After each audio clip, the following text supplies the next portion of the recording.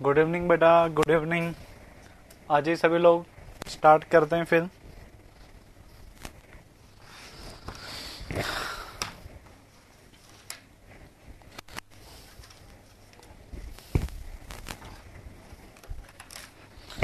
आ गए क्या?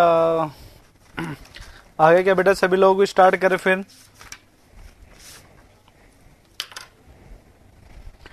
आ गए? चले, कर दिए स्टार्ट।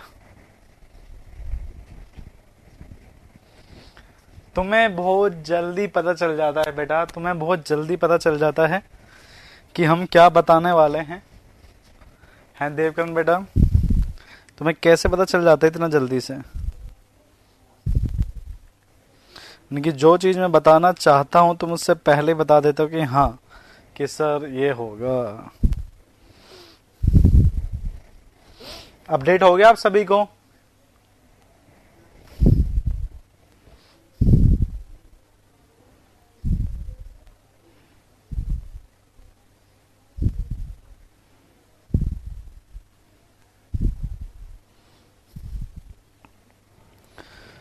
हाँ, मैं आप सभी को बताना चाहूंगा कि कल से एस्टिमेट स्टार्ट होगा जो 10 से 1 बजे होगा आपके पास, ठीक है? तो याद रखना सभी लोग कि कल आपके पास स्टार्ट होने वाला है, ठीक है? कल आपके पास स्टार्ट होगा जो कितना होगा आपके पास 10 से 1 आपके पास हम स्टार्ट करेंगे। किसको? आपके पास एस्टिमेटिंग एंड कोस्टिंग को, ठीक है? एस्टिमेटिंग एंड कोस्टिंग आपके पास कल से हम स्टार्ट करेंगे, ठीक है? क्लियर है ना बेटा? हाँ, हम ही पढ़ाएंगे आपके पास एस्टिमेट एंड कोस्टिंग, जो टाइमिंग रहेगा आपके पास 10 से 1 मॉर्निंग के अंदर, ठीक है? चलिए, ठीक है, तो अभी स्टार्ट करते हैं। बाकी हमारे बच्चों को जो पार्ट था कि कल जो हम डिस्कस कर रहे थे आपसे, ठीक है? तो उसके अलावा आपके पास जो हम यहाँ पे बात कर रहे थे, ठीक है, यहाँ पे हम बात कर रहे थे उसकी कैंटिलीवर बीम की, हम बात कर रहे थे किसकी? कैंटिलीवर बीम की। और यहाँ पे हम बात कर रहे थे आपके पास जो कंडीशन होगी वो कैसी होगी, और इसके लिए आपके पास जो एल इफेक्टिव है वो क्या रहेगा, ठीक है? यहाँ पे आपके पास हम बात कर रहे थे किसकी? ये है आपके पास एंड कंडीशन है, यहाँ पर एंड कंडीशन है यहाँ पर जो मैं बात कर रहा था, ठीक है? तो ऊपर हमने तो लिखा था कि build up at the support, ठीक है? कल सर कब से एस्टिमेट? बेटा कल से होगी, कल से, ठीक है ना? चलो, ये तो आउट थ्योरी सब्जेक्ट है। आउट थ्योरी सब्जेक्ट नहीं बेटा, पूर्ण न्यूमेरिकल पार्ट रहता है इसके अंदर ज्यादा। देखना, कुछ पार्ट थ्योरी है, कुछ पार्ट न्यूमेरिकल है। माने कि टोटल मिला के 6 चैप्टर होते हैं, 6 थ्योरी और 6 न्यूमेरिकल, ऐसे होता है। और इम्पोर्टेंस इतना है कि जितना हमारा स्टील है, मतलब ये भी 10 नंबर का आता है और वो भी आपके पास 10-12 नंबर का ही आता है, ठीक है? और 2019 वाले पेपर में 15-15 नंबर के क्वेश्चन आए थे ये, ठीक है? चलो बात करते हैं आपके पास यहाँ पे आपके पास जो कंडीशन है, ठीक है? ए हो गया, बी हो गया, कल, हाँ ठीक है, ये सी है, ये आपके पास सी है। कल मैंने ए और बी पार्ट बता दिए थे,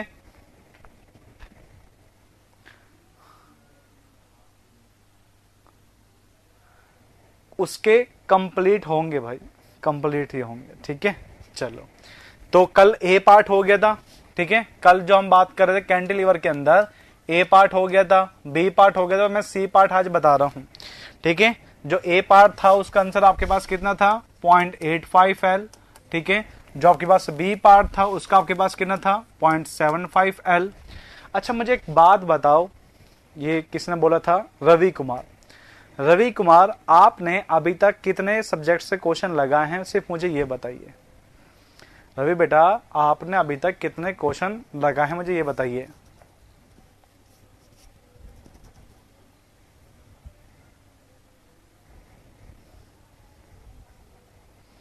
बताइए। और सेकंड बोल रहा है सचिन कुशवाहा। तो मैं आपसे यही कहना चाहूंगा सचिन बेटा कि आपने स्टील पढ़ने के बाद में क्वेश्चन कितने लगा चुके? 100 मॉडर्न इन्वायरमेंट से। तो मैं यही कहना चाहूँगा कि पहले स्टील के क्वेश्चन लगा लो और फिर मुझे बताना कि तुम्हारे नोट्स क्या बन चुके हैं। ऐसे मत कहा करो, ठीक है। तो मैं यही चाहूँगा स्टील के आप क्वेश्चन जहाँ से भी आप पढ़ सकते हैं वहाँ से आप बना लो। मैं कह रहा हूँ कोई सी बुक हो तुम्हारे पास, कोई नाम बताता हूँ सारे के सारे, आज कहीं से क्वेश्चन लगाना तुम जाके। एसएससी के 20 साल के तुम्हारे आपने पास अकेडमी का है 9600, वहाँ से। उसके बाद कोई दुग्गल की बुक से लगाना, पीसी पूर्णिमा की से लगाना, आर्य गौड़ से लगाना, कितने भी बुक्स हैं, मैं कह रहा हूँ जितनी बुक है ना तुम लगाना, तुम्हारे 90% क्वेश्चन हो जाएंगे। सिर्फ 10% क्वेश्चन होंगे जिसमें तुम्हें डायरेक्ट रखना पड़ेगा। 90% क्वेश्चन, और मैं कह रहा हूँ कहीं से लगाओ तुम, जितना भी इंडिया में तुम्हारा पेपर हुआ है ना कहीं से लगा लेना, तुम्हारे 90 से 95 क्वेश्चन वहीं से ही होंगे, ठीक है, समझे बात को। तो पहले मैं यही चाहता हूं तुम क्वेश्चन लगाओ, फिर देखा करो कि नोट्स क्या बने हैं। ऐसे मत बोला करो सिर्फ थ्योरेटिकल पढ़ के तो तुम्हें कुछ नहीं आएगा। क्वेश्चन के जब भी तुम पढ़ते हो ना तो साथ में क्वेश्चन लगाया करो, तब जाके बात बनती है। तो क्वेश्चन लगाओ पहले, ठीक है। सी की बात करते हैं। सी आपके पास क्या होता है? रीस्ट्रेन। अच्छा, किस किस ने क्वेश्चन लगा लिए ये तो बता दो आप लोग, किस किस ने क्वेश्चन लगा लिए?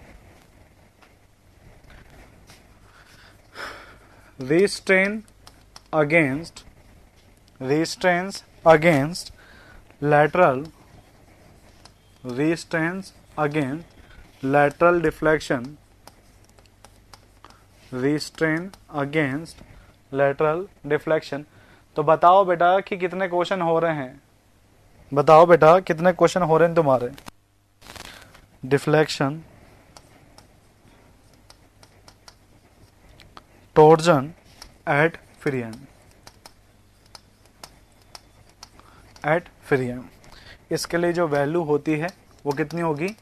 0.5 L। देखो यहां पे मैंने पहले ही लिख दिया था कि कैंटिलीवर के अंदर ये कैसी है, ये फिक्स है एक जगह से, ठीक है, fix at the support and. तो इसकी जो तीसरी कंडीशन वो क्या कह रहा है? Restrain against lateral deflection torsion at free end. मतलब आपके पास यहां पर जो टॉर्जन के कारण से restraints against lateral deflection torsion at free end, मतलब जो फ्री एंड पर टॉर्जन के कारण से जो लेटरल डिफ्लेक्शन आ रहा था ना, हाँ तो बेटा समझ पा रहे हैं? तो मैं यही चाहता हूं क्वेश्चन लगाओ, ठीक है। तो बेटा सुदीप बेटा उसके लिए तुम्हारे हो जाएंगे क्वेश्चन। मैं इतना कह सकता हूं कि अगर तुमने इतनी जगह से क्वेश्चन लगा लिए ना, सिर्फ 9600 और मैं कह रहा हूं एसएससी के पास्ट ईयर और टेस्ट सीरीज, उसके बाद तुम्हारे क्वेश्चन नहीं होते ना पेपर के अंदर, अगर नहीं होते फिर कुछ नहीं हो सकता, फिर तुम्हारा कुछ हो ही नहीं पाएगा। 3 जगह से मैं कह रहा हूं कि टेस्ट सीरीज प्लस 9600 और एसएससी, अगर आपने ये 3 जगह से क्वेश्चन लगा रहे हो ना अच्छे से तो तुम्हारा पेपर निकल जाएगा, ये चीज तो रही, ठीक है। और उसके बाद भी नहीं होते ना एग्जाम में तो उसके बाद तुम नहीं हो सकता कुछ भी, ठीक है। इन 3 जगह से लगा के तुम्हारे क्वेश्चन हो जाएंगे और नंबर तुम्हारे 130 से ऊपर आएंगे। इस बार भी बहुतों के सिलेक्शन हुआ है तो तुम्हारे भी हो जाता अगर 3 जगह से क्वेश्चन लगा के तुम कर लेते तो मैं एक यही कहना चाह रहा हूं कि restrain against lateral deflection torsion at free end, मतलब एक जगह तो आपके पास फिक्स है और दूसरी जगह से जो फ्री एंड है वो आपके पास रिस्ट्रेन है लेटरल डिफ्लेक्शन से भी। तो उस केस के अंदर आपके पास कितना होगा? 0.5 होगा। उस केस के अंदर आपके पास कितना होगा? 0.5 होगा, ठीक है। कोशिश नहीं बेटा करना है सुदीप बेटा, कोशिश नहीं करना अपन को पूरा क्लियर करना है। मैं यही तो कह रहा हूं, कोशिश नहीं, क्या कहना है कि मैं जे करना है, मुझे करना है, बस कोशिश नहीं कि मुझे करना है, बस यही बात बोलना है, ठीक है। तो इसके लिए कितना होगा? 0.5 होगा। अब मैं आपको बताना चाहूंगा दूसरे के बारे में, ये इसका बी पार्ट है, ठीक है। ये आपके पास जो कैंटिलीवर बीम है, ठीक है, उसी के पार्ट के बारे में बता रहा हूं। इसके जो बी कंडीशन है, नेक्स्ट जो कंडीशन है वो बता रहा हूं, ठीक है, क्या होती है?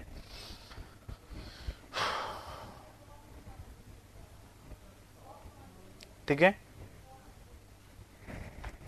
Free at the end, free at the end, and free at the end and continuous at support, and continuous at support. तो अब आपके पास कंडीशन क्या कह रहा है, ये देखो क्या कहना चाह रहा है। ये कोई कैंटिलीवर है, ये कोई कैंटिलीवर है, इस तरीके से आपके पास आ रहा है, यहां पर इस तरीके से है। मतलब एक जो एंड है आउटर वाला जो जा रहा है वो कैसा है आपके पास, कैसा है, कंटिन्यूअस है, मतलब फ्री एंड है। और ये जो एक एंड है वो कैसा है आपके पास, कंटिन्यूअस है। तो बीम कुछ इस तरीके से ही होगी, ठीक है। अब इस केस के अंदर आपके पास केस बता रहा हूं मैं, इसके अंदर आपके पास क्या क्या होते हैं, ठीक है। अगर आपके पास लिखा आता है यहां पर free at the end, and से कैसी है, फ्री है, और कंटिन्यूअस एट द सपोर्ट, और सपोर्ट से आपके पास कंटिन्यूअस है। तो उस केस के अंदर आपके पास लिखा आता है अनरिस्ट्रेन, अगर लिखा आता है unrestrained, unrestrained against torsion, restrained against torsion, against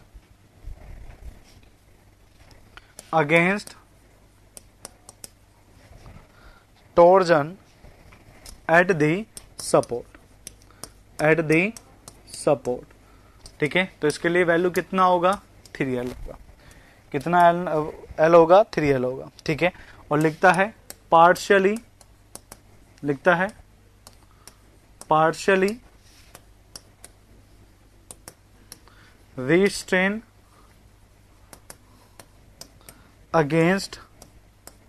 against torsion at the support, कितना होगा, 2L होगा, ठीक है। रिस्ट्रेन मतलब फिक्स, रिस्ट्रेन मतलब रोकना, रिस्ट्रेन मतलब बेटा रोकना, फिक्स नहीं। रिस्ट्रेन का मतलब होता है रोकना, ठीक है, फिक्स नहीं होता वो, ठीक है। और अगर आपके पास आ जाता है, ठीक है, CO लिख देता हूं, और अगर आपके पास आ जाता है fully restrain, fully restrain eight the support, at the support, तो आपके पास आता है L। ये रही, ये 3 कंडीशन है, यहां पे हमारे पास खत्म हो जाता है। हाँ बेटा, ऑफलाइन टेस्ट आप भी दे सकते हैं, और किसी भी सेंटर पे जाके जो एक छोटा सा अमाउंट रहता है वो आपको पे करना है, पर टेस्ट के अकॉर्डिंग रहता है, वो आप देकर आप टेस्ट दे सकते हैं, ठीक है। आप दे सकते हैं उस 52 टेस्ट सीरीज वाले को, ठीक है। देखो पहले क्या कह रहा है कि भाई ये कंटिन्यूअस है, और दूसरा क्या कह रहा है कि फ्री एंड से। अगर रोक नहीं पा रहा, अगर रोक नहीं पा रहा तो 3L, आधा रोक पा रहा है तो 2L, और अगर पूरा रोक पा रहा है तो L। ये आपके पास है कंडीशन, ये 3 आपके पास है। बना लो इसको, इसके बाद प्लेट कटर स्टार्ट करते हैं अपन।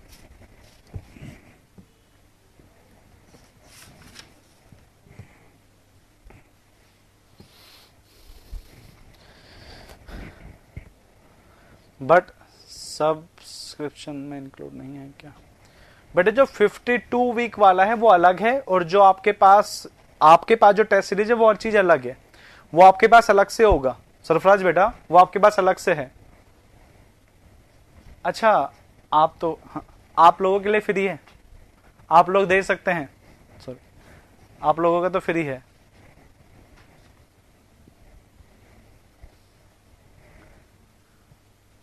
हाँ बीम खत्म आज।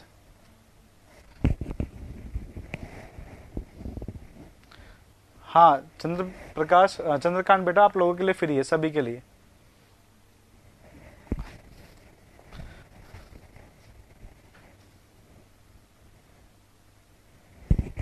वो भी आपको मिल जाएगी, वो भी आपको फ्री ऑफ कॉस्ट मिलेगी बेटा। हाँ ये भी मिल जाएगी, जैसे वो बन जाएगी ये मिल जाएगी। संदेव कन बेटा तुम्हारे लिए भी है। हर सपोर्ट रेस्ट्रेन करेगा, पता नहीं क्या बात हुआ, आप देख लेना बात करके, ठीक है। चलो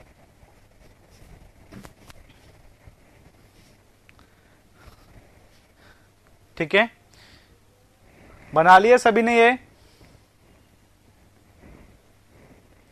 दोनों ही बेस्ट है बेटा राम, दोनों ही। ये वाला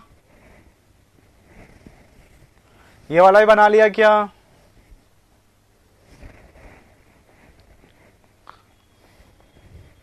और ये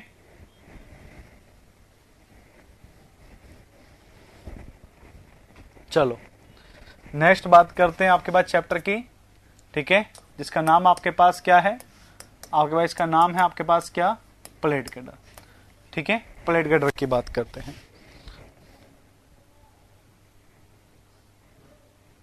ठीक है। सबसे पहले हम इसके इंट्रोडक्शन के ऊपर आते हैं। आपके पास क्या रहता है इसके अंदर, बता देते हैं इसके अंदर, ठीक है। प्लेट गटर के अंदर आपके पास क्या होता है, इस तरीके से ये बनाया जाता है, इस तरीके से आपके पास बनाया जाता है इसको, ठीक है। आप लोग सर्च करके भी देख सकते हैं, ठीक है। इस तरीके से आता है ये पूरा जो अरेंजमेंट है, इसको बोला जाता है प्लेट गटर, ये बोला जाता है पूरा आपके पास, ठीक है।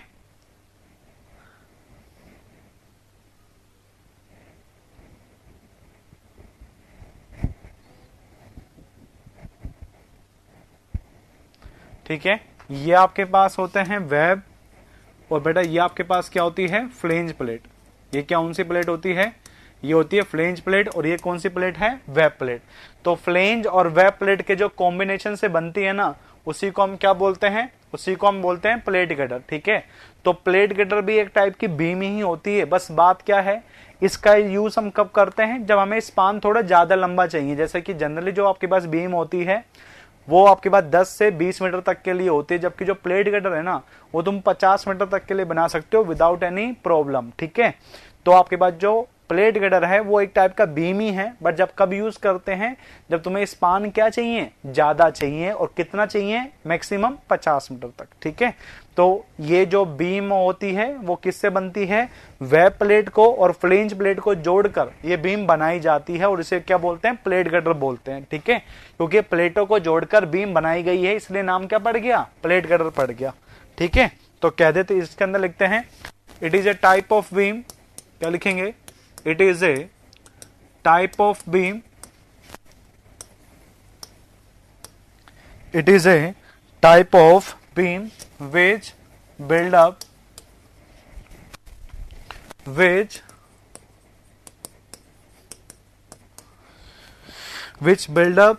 from steel plate, which build up from steel plate। Steel plate में कौन कौन सी आ चुकी है?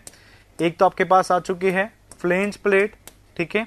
और दूसरी आपके पास कौन सी आ चुकी है? Web plate.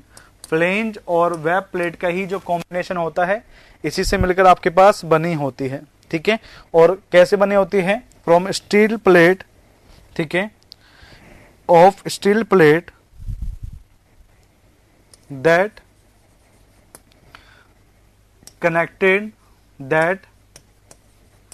connected either bolted or welded connection, ठीक है। इस तरीके से रहती है। तो मतलब आपके पास ये किन से मिलकर बनी होती है? स्टील प्लेट से मिलकर बनी होती है। और कैसे जुड़ी होती है? या तो जुड़ी होगी या वेल्डेड जुड़ी होगी, इस तरीके से बनी होती है। और इस जो अरेंजमेंट होती है ना, ये जो स्टील प्लेट का जो अरेंजमेंट होता है, ये पूरा की पूरा वो ऐसा बन जाता है जो आपको डायग्राम में दिख रहा है, और उसी डायग्राम को क्या बोलते हैं? प्लेट गटर बोलते हैं, ठीक है। बना लिए इतना आप लोगों ने? याद रखना प्लेट गटर क्या है?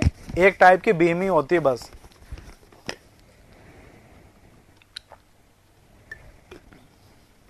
बना लिया क्या बेटा?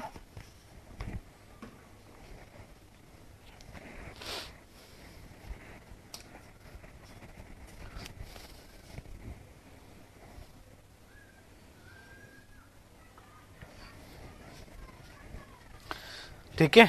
अब मैं आपको कुछ डिजाइन पॉइंट बताना चाहूंगा। जो भी आप डिजाइन पढ़ते होंगे आपको पता होगा, प्लेट गटर का डिजाइन बहुत ही ज्यादा लंबा था, कम से कम 5-6 पेज बढ़ जाते होंगे जब आप क्वेश्चन करते होंगे। तो मैं उन्हीं के अंदर से कुछ पॉइंट बताना चाहूंगा जो आपके एग्जाम पर्पज से इंपॉर्टेंट है। ठीक है, कहा जाता है कि प्लेट गटर को मुझे इकोनॉमिकल बनाना है। क्या कहा जाता है कि plate girder design as economical, design as economical. तो बेटा ये डिजाइन इकोनॉमिकल कैसे बनाया जाता है? डिजाइन इज इकोनॉमिकल कैसे बनाया जाता है? एज पर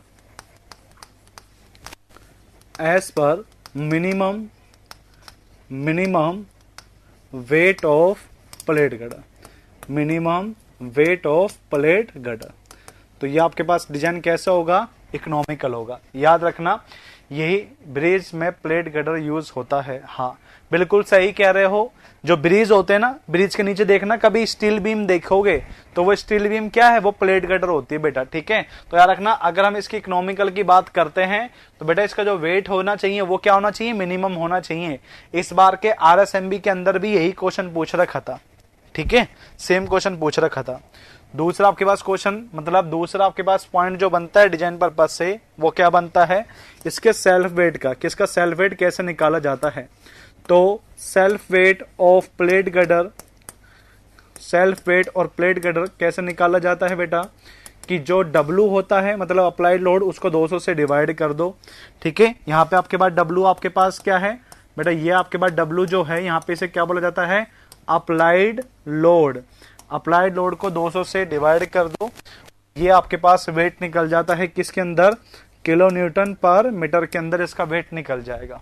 ठीक है, क्लियर। अगर पूछे कि self weight of plate gutter कैसे निकालोगे, तो लोड को डिवाइड कर देना 200 से, जितना भी लोड आपको दे रखा होगा। डायरेक्ट फॉर्मूला पूछता है आपसे एग्जाम में, आपसे ये फॉर्मूला डायरेक्टली पूछता है W डिवाइड बाय 200। क्वेश्चन तो कभी देखा नहीं इतने एग्जाम में, बट सिर्फ ये फॉर्मूला बार बार देखने को मिलता है आपके पास। ठीक है, फिर बात करते हैं आपके पास डेप्थ की। नोट कर लो पहले इसको। सर कभी 400 होता है, नहीं बेटा मनीष 400 वाला गलत है, 200 ही करना। 100 भी देखा है मैंने किसी बुक में, बुक का तो नाम नहीं बता सकते, पर उसके अंदर 100 भी था, पर जनरली 200 ही रहता है।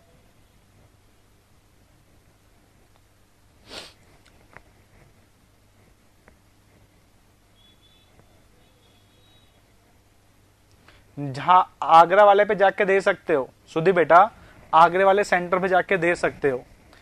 इस बार भी 1500 से लेकर 2000 बच्चों ने पेपर दिया था वो।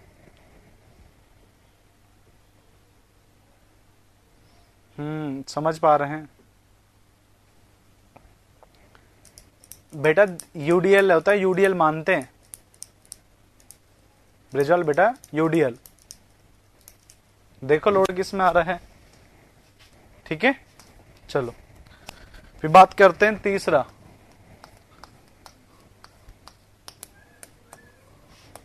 Depth of plate gutter. Plate gutter कितना मान के चलते हैं? ठीक है, depth of plate gutter varies in the range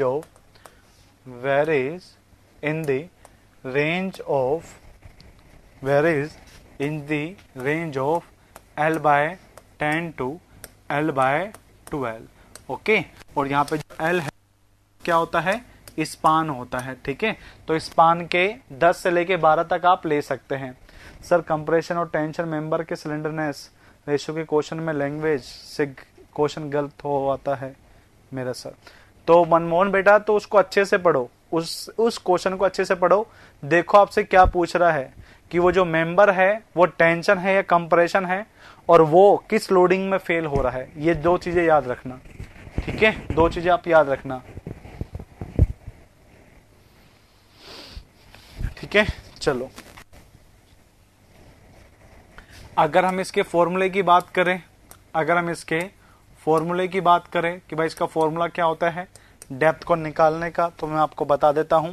ठीक है, फॉर्मूला किसके लिए है? To calculate depth, calculate the depth of plate girder, इसके लिए जो फॉर्मूला है वो आपके पास क्या है, वो रहता है 1.1 ब्रैकेट m अपॉन, ठीक है, यहाँ पे m क्या है, मोमेंट है, m डिवाइड बाय, ठीक है, सिग्मा b इंटू TW। यहाँ पर आपके पास जो m है वो आपके पास क्या होता है, इस m का मतलब बेटा आपके पास है बेंडिंग मोमेंट, ओके। जो आपके पास TW है वो आपके पास क्या है, वो आपके पास थिकनेस होती है वेब की, क्या होता है, थिकनेस ऑफ वेब आपके पास रहता है। और जो आपके पास सिग्मा बी है, ठीक है, वो आपके पास क्या रहता है, ये बेंडिंग स्ट्रेस रहता है, क्या होता है, बेंडिंग स्ट्रेस रहता है, जो आप कितना पढ़ते हैं 0.66 FY जो आप पढ़ते हैं वो आपके पास रहता है बेटा। टोटल डेप्थ है ये, पर फॉर्मूले में TW आता है।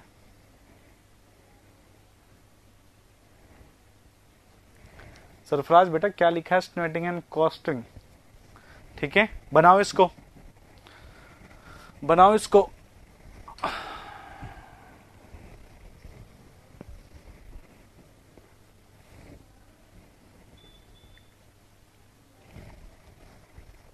डन क्या सभी के, बताइए, बना लिए सभी ने, क्या नहीं आ रहा सरफराज बेटा समझ,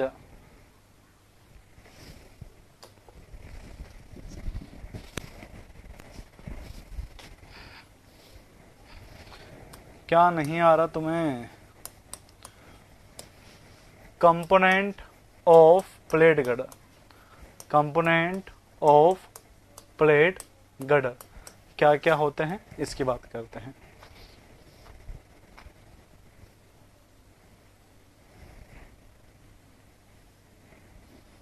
हाँ तो टेस्ट अभी नहीं देना तुम्हें टेस्ट अभी, हाँ ये बात तुम सही कह रहे हो, तुम अभी टेस्ट कैसे दोगे, तुम्हारा तो सब्जेक्ट हुए नहीं, अभी मत दो, बाद में दो, अभी बाद में देना।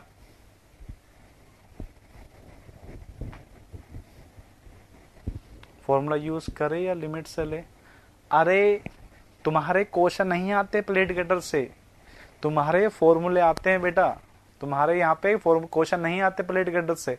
अगर क्वेश्चन आ रहे होते तो मैं डिजाइनिंग बता देता ना तुम्हें, यहाँ पर मैं प्लेट गर्डर की डिजाइनिंग क्यों नहीं बता रहा, मैं थ्योरेटिकल पार्ट क्यों लेके चल रहा हूँ प्लेट गर्डर का, क्योंकि प्लेट गर्डर से थ्योरेटिकल पार्ट आता है, न्यूमेरिकल पार्ट नहीं आता, ठीक है।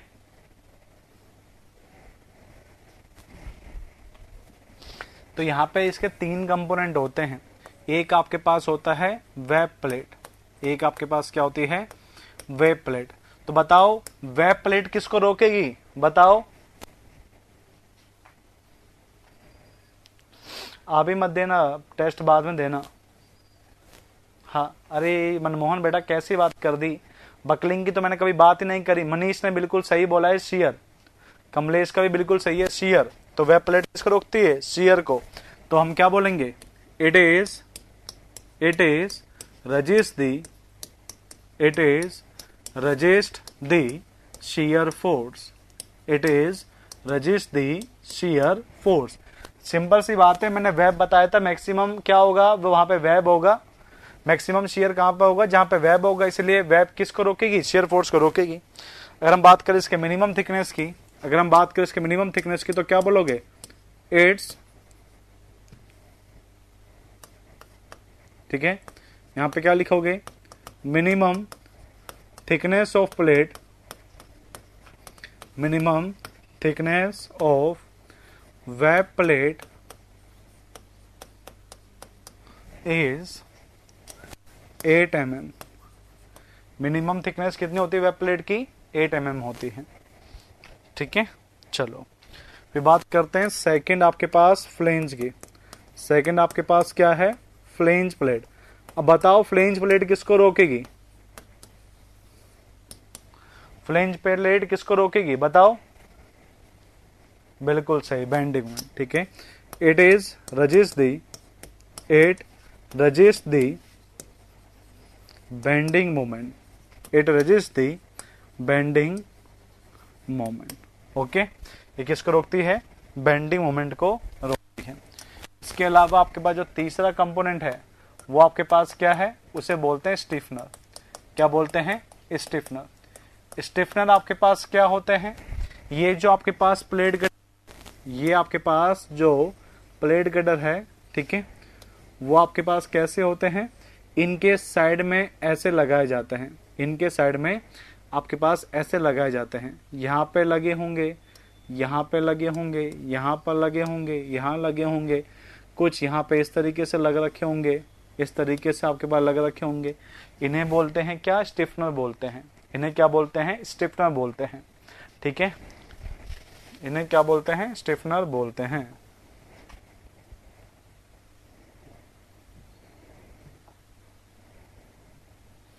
ठीक है, देख लेना एक बार सर्च करके, तुम्हें दिख जाएंगे वो चीजें, स्टिफनर आपके पास कैसे होते हैं। तो जनरली आपके पास क्या होता है वो मैं आपको बताता हूँ।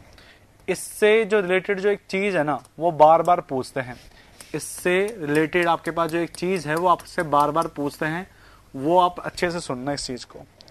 ये इसका पर्पस एक ही होता है, provided to resist, provided to resist web buckling.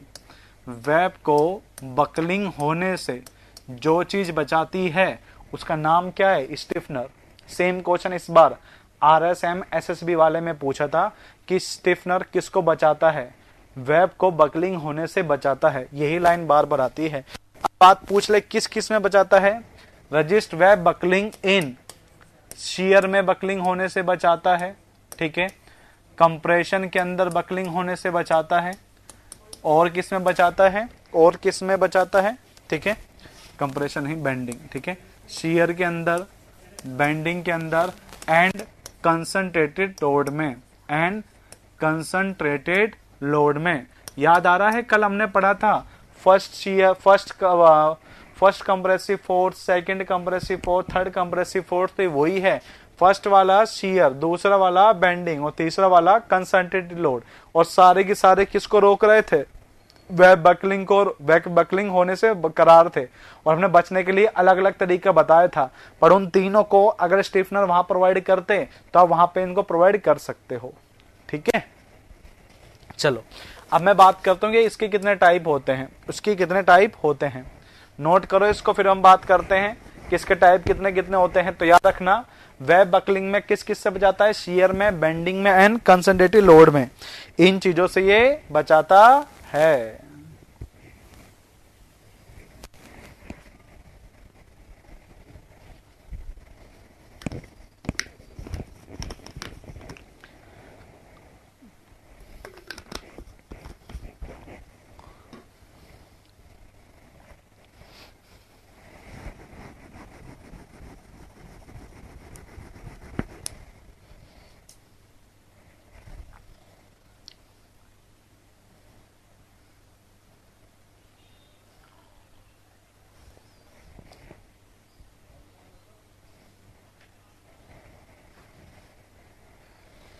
Lacing में वेल्ड करने पर एंगल अलग होता है? नहीं बेटा, मनमोहन बेटा, लेसिंग का एंगल फिक्स होता है आपके पास 40 से 70, और बेस्ट बोलते हैं डिजाइन पर्पस है तो 45।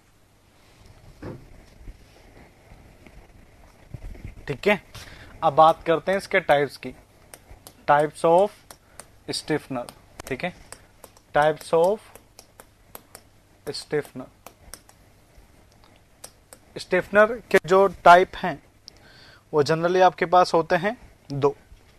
ठीक है, कौन कौन से ये बता देता हूं। ठीक है, एक आपके पास होता है वर्टिकल स्टिफनर, वर्टिकल स्टिफनर। एक होता है हॉरिजॉन्टल स्टिफनर। दो ही होते हैं, एक वर्टिकल होता है, एक हॉरिजॉन्टल स्टिफनर होता है।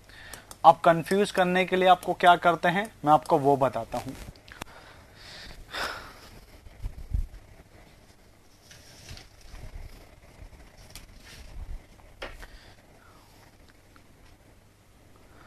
पर्पस या डेफिनेशन दोनों चीजें सेम ही तो हैं।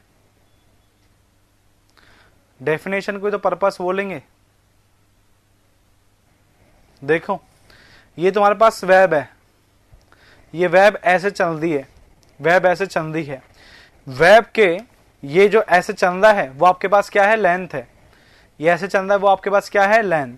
तो लेंथ के पैरेलल कैसे लग रहे हैं ये, हॉरिजॉन्टल या वर्टिकल, लेंथ के पैरेलल कैसे लग रहे हैं, हॉरिजॉन्टल या वर्टिकल, हॉरिजॉन्टल, तो इन्हें बोलते हैं आपके पास हॉरिजॉन्टल।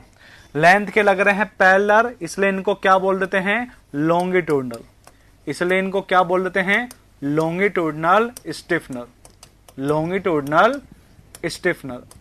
अब देखो जो मेरी लेंथ थी, जो मेरे पास लेंथ है, इस लेंथ के ये तो क्या हो गया, हॉरिजॉन्टल, और अगर मैं इनको ऐसे लगा देता तो ये कैसे हो गए, वर्टिकल हो गए, ये वर्टिकल हो गए। पर लॉन्गिट्यूडनल के परपेंडिकुलर डायमेंशन क्या कहलाती है, लॉन्गिट्यूडनल के परपेंडिकुलर डायमेंशन क्या कहलाती है, बताओ, ट्रांसवर्स या लैटरल। इसी कारण से बेटा इन्हीं को बोल दिया जाता है आपके पास क्या, ट्रांसवर्स स्टिफनर। तो कंफ्यूज मत हुआ करो, किताबों के अंदर क्या होती है कि ये चीजें अलग अलग देता है, बट ये चीजें सेम ही होती है। वर्टिकल वाले को ही ट्रांसवर्स बोलते हैं और हॉरिजॉन्टल वाले को ही क्या बोलते हैं, लॉन्गिट्यूडनल बोलते हैं। क्लियर, तो आपको यहां से क्लियर होगा ये कैसे कैसे प्रोवाइड किए जाते हैं। ठीक है, अगर मैं तुम्हें यहां पे लिख रहा हूं हॉरिजॉन्टल वाले, तो मैं क्या लिखूंगा, it is provided, it is provided parallel to length, it is provided parallel to length of plate girder, parallel to the length of plate girder. Okay, इसके अंदर क्या लिखोगे, वर्टिकल में क्या लिखोगे बताओ, वर्टिकल के अंदर क्या लिखोगे, सेम चीज, बस पैरेलल की जगह क्या लिख दोगे, परपेंडिकुलर। तो इसके अंदर आप लिखो, इसके अंदर आप लिखिए, इसके अंदर आपको क्या लिखना है, it is provided, it is provided perpendicular to, provided perpendicular to length of plate girder, perpendicular to length of plate girder। लिख लो इन दोनों को, ठीक है, क्लियर। वर्टिकल वाले कैसे होते हैं, लेंथ के परपेंडिकुलर, और हॉरिजॉन्टल वाले कैसे लगे होते हैं, लेंथ के पैरेलल। लेंथ के पैरेलल लगे हुए हैं इसलिए इनका नाम क्या पड़ गया, लॉन्गिट्यूडनल, और जो लेंथ के परपेंडिकुलर है उसको नाम क्या पड़ गया आपके पास, वर्टिकल।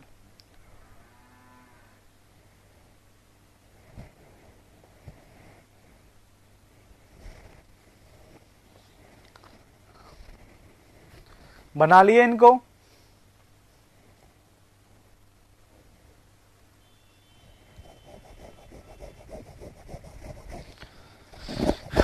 चलो अब बात करते हैं आपके पास वर्टिकल की। ठीक है, अब बात करते हैं वर्टिकल की। वर्टिकल से क्या होता है, स्टूडेंट कंफ्यूज होते हैं, वर्टिकल को लेकर कंफ्यूज आते हैं। ठीक है, ठीक है, इनको ना दो पार्ट में डिवाइड करते हैं वर्टिकल वाले को। ठीक है, पहले बात करते हैं इनको डिजाइन कैसे करते हैं, डिजाइन एज, ठीक है, क्या लिखेंगे, it is design as, design as column, design as column. ठीक है, क्यों कर रहे हैं, क्योंकि ये भी वर्टिकल लगे होते हैं, वर्टिकल लगे होते हैं, और वर्टिकल मेंबर कैसे होते हैं हमारे स्ट्रक्चर में, कॉलम। इसी कारण को इस स्टिफनर को डिजाइन कैसे करते हैं, एज ए कॉलम की तरह करते हैं। ठीक है, अबे सरफराज बेटा बहुत देर लिखते हो तुम।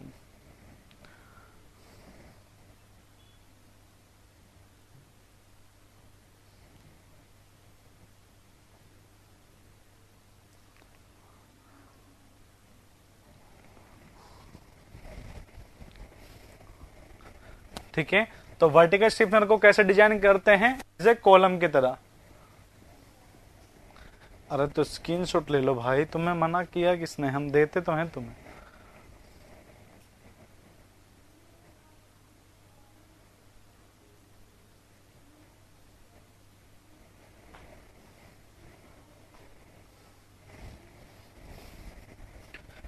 It is design as column. ठीक है,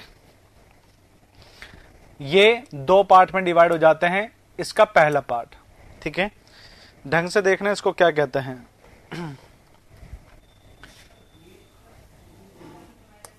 एक आपके पास होता है इंटरमीडिएट स्टिफनर, क्या बोलते हैं? Intermediate stiffener. दूसरा आपके पास क्या है? दूसरे का नाम है आपके पास एंड स्टिफनर। क्या नाम होता है? And stiffener. और कहीं कहीं पर इस एंड स्टिफनर को कंफ्यूज करने के लिए आपको बोल देता है लोड बियरिंग स्टिफनर। क्या बोल देता है? Load bearing stiffener. अब अच्छे से समझना, अब एक बार अच्छे से समझना, है ना? अरे सरफराज बेटा एक साथ ले लेना, हम दे देंगे लास्ट में। आप एक साथ ले लेना स्क्रीनशॉट, हम लास्ट में दे देंगे सभी के सभी आपको एक साथ।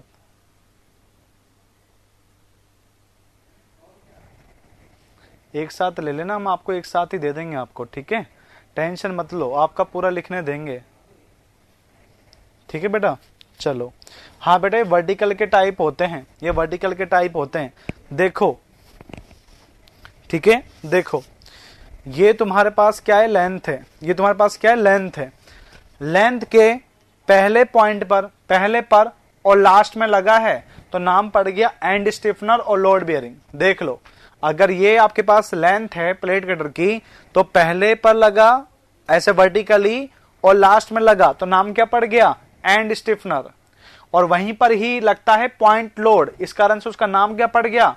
Load bearing stiffener. और बीच बीच में जितने भी लग रहे हैं ना, उन सबको क्या बोलेंगे? इंटरमीडिएट। क्या बोलेंगे? इंटरमीडिएट। क्लियर हुए? तो आपके पास जो भी एंड पर लगे होंगे स्टिफनर, उन्हें बोलेंगे एंड स्टिफनर, और जो भी उनके बीच में लगेगा पहले और लास्ट को छोड़कर, उन्हें क्या बोल देंगे? Intermediate stiffener. ठीक है, तो आओ पहले लिखते हैं किसके बारे में? आपके पास इंटरमीडिएट स्टिफनर के बारे में। ठीक है, इंटरमीडिएट स्टिफनर।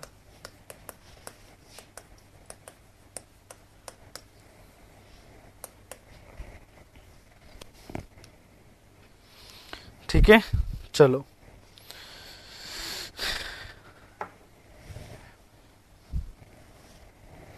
ठीक है। It is provided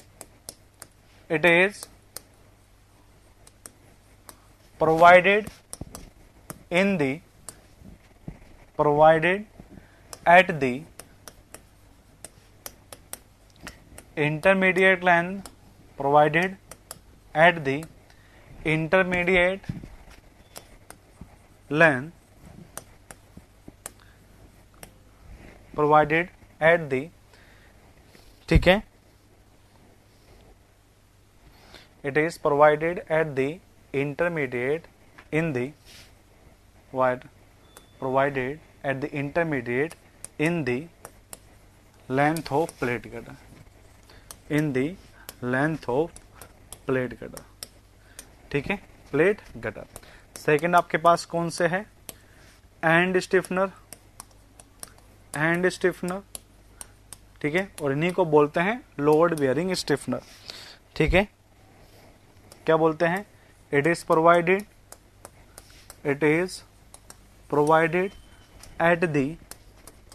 at the ends of the plate cutter, at the ends of plate cutter, okay, where concentrated load is applied। Generally and पर आपके पास यहाँ पे कंसंट्रेटेड लोड अप्लाई किए जाते हैं, इस कारण से इन्हें क्या बोलते हैं? लोड बेरिंग स्टिफनर बोलते हैं। हाँ बेटे, वर्टिकल के ही टाइप है। ठीक है, जो ये दोनों है आपके पास वर्टिकल के टाइप है, पर बुक्स में क्या होता है, इनको अलग अलग करके बताया जाता है। तो बेटा ये अलग नहीं है, ये वर्टिकल के ही टाइप होते हैं। ठीक है, वर्टिकल के टाइप होते हैं ये।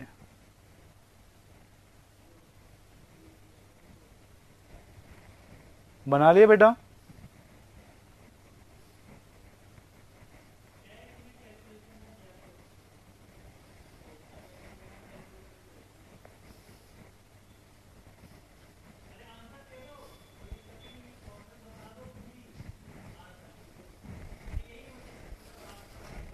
चलो,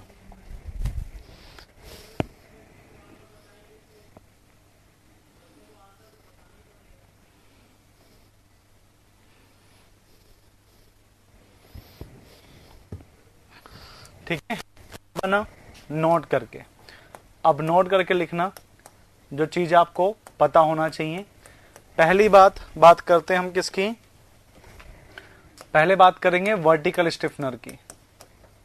वर्टिकल स्टिफनर की किसको बचाता है बताओ, वर्टिकल स्टिफनर किसको बचाता है बेटा? 10 तारीख के बाद आपको अवेलेबल हो जाएगी मनमोहन बेटा।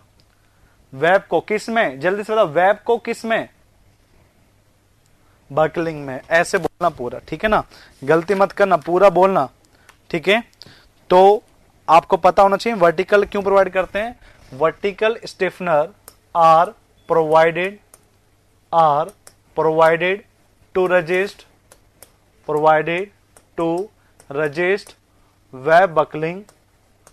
resist web buckling in the shear। तो याद रखना, shear के अंदर अगर वेब बकलिंग हो रही है, अगर shear के कारण से वेब बकलिंग हो रही है, तो वो किसके कारण से बचेगी? वर्टिकल स्टिफनर के कारण से। किसके कारण से बचेगी? वर्टिकल स्टिफनर के कारण से। दूसरा, ठीक है, horizontal stiffener.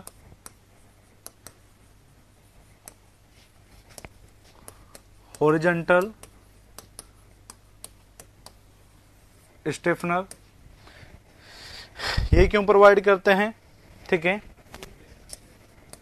Are provided in the compression zone, provided in the compression zone to reduce the web buckling,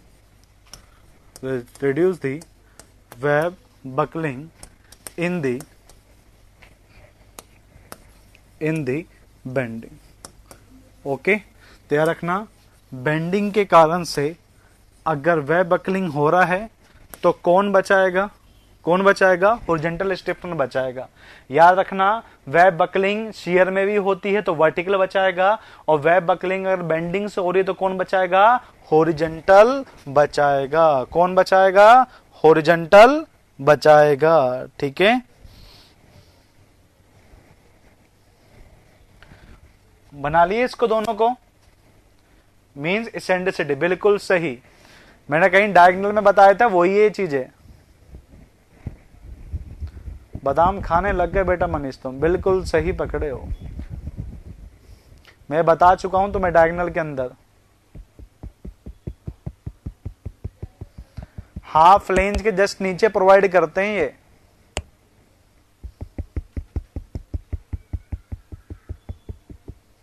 flange के बेटा जस्ट नीचे प्रोवाइड करते हैं ये सुधी बेटा। ठीक है,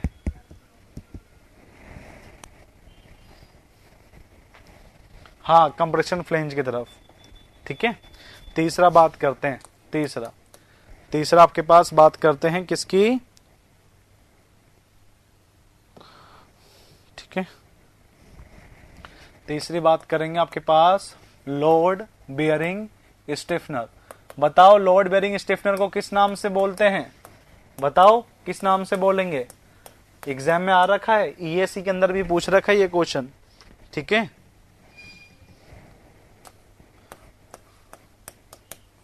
point load causes to web buckling,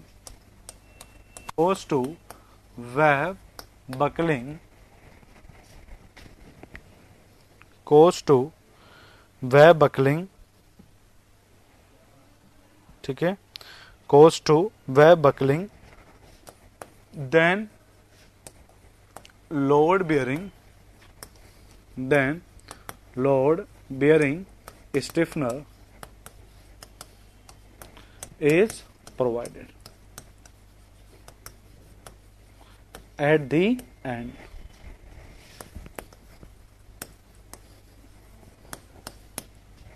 ठीक है सर, एंड के 5 मिनट में कुछ डिस्कस करना था आपसे। हाँ बेटा कर लेना, मनीष बेटा कर लेना।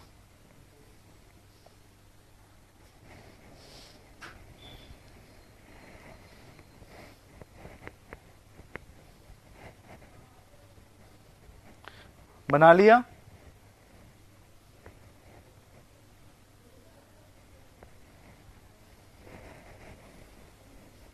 तो वेब कब लिखा? वेब बकलिंग लिखा है। सुधीर बेटा क्या हो जाता है तुम्हें? देखो लिखा क्या है, वेब नहीं लिखा, वेब बकलिंग लिखा है पीछे वाले में।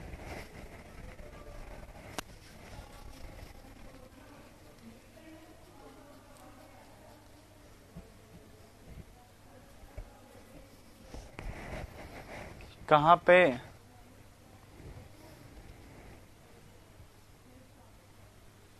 कहां लिखा है? इन बैंडिंग लिखा है।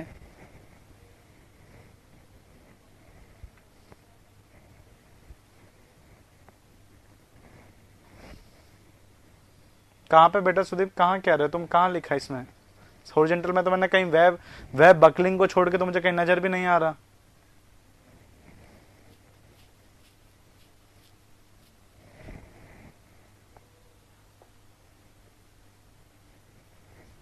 ठीक है, ठीक है, चलो फिर बात करते हैं आपके पास कोडल क्लोज की। कोडल क्लोज इसके डिजाइन के लिए जो जरूरी है, क्वेश्चन देखो यहां से प्लेट कटर से दो ही बनते हैं। एक तो बनता है ये वाला स्टिफनर का, कौन कौन से स्टिफनर है, कहां कहां पे प्रोवाइड देना है। ठीक है, ठीक है, कोई बात नहीं सुधीर बेटा भेज देना, मैं आपको बता दूंगा। ठीक है, और दूसरा आता है कोडल प्रोविजन से। कोडल प्रोविजन क्या कहता है? ये बताता है कि आपको प्लेट कटर, ठीक है बेटा, मोबाइल नंबर बता दो बाकी लोग। ठीक है, मोबाइल नंबर बता दो क्या है। तो मैं यही कहना चाहूंगा कि ये जो कोडल प्रोविजन है ये बताता है कि मुझे जो प्लेट कटर लगाना है, वो जो स्टिफनर लगाना है प्लेट कटर में, वो कहां कहां पे लगाना है, वो मुझे इस कोडल प्रोविजन से पता चलता है। ठीक है, तो वो मैं आपको बता देता हूं। ठीक है,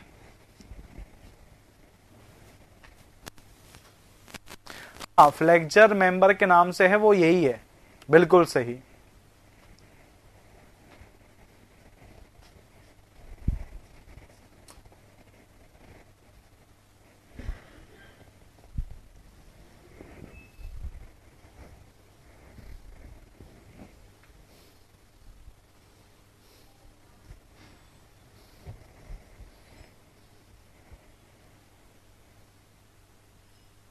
हाँ नंबर सही है बेटा।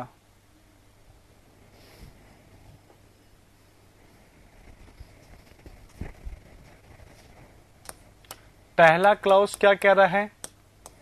If d1 upon tw less than equal to 90 then no stiffener then no stiffener is required, no stiffener is required। ठीक है, ये कोडर क्लॉज किसके हैं आपके पास? एलएचएम के अकॉर्डिंग है, ये एलएचएम के अकॉर्डिंग बता रहा हूं मैं। ठीक है, तो याद रखना अगर आपके पास d1 अपॉन tw 90 से कम है तो कोई स्टिफनर की जरूरत नहीं है। ठीक है ना। दूसरा point,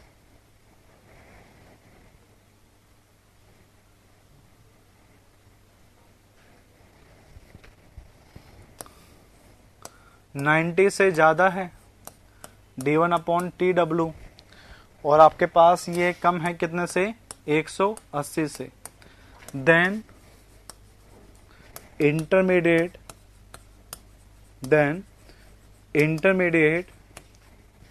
stiffener is required. Okay, अगर d1 अपन tw 90 से ज्यादा है, 180 से कम है, तो आपके पास क्या होता है? इंटरमिक्स आपके पास यूज किया जाता है।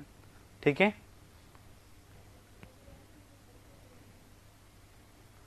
ठीक है। अब आपके पास क्या होता है? तीसरा आपके पास बात करते हैं।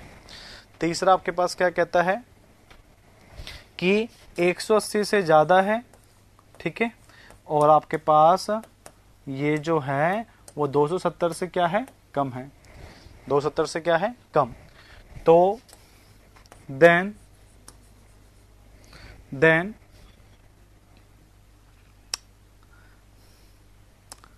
First horizontal first horizontal stiffener is provided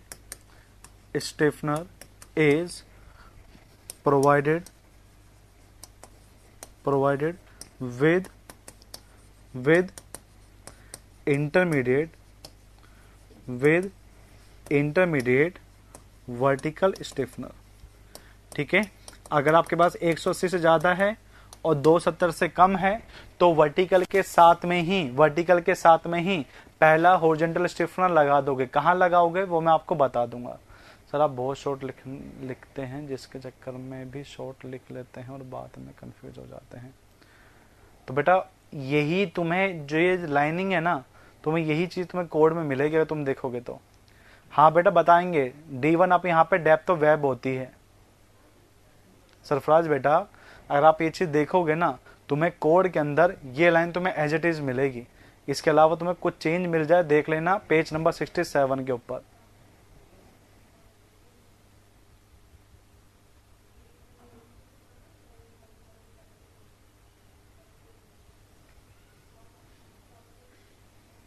अरे तो ये रिक्वेस्ट थोड़ी ना है यार, रिक्वायर्ड है भाई।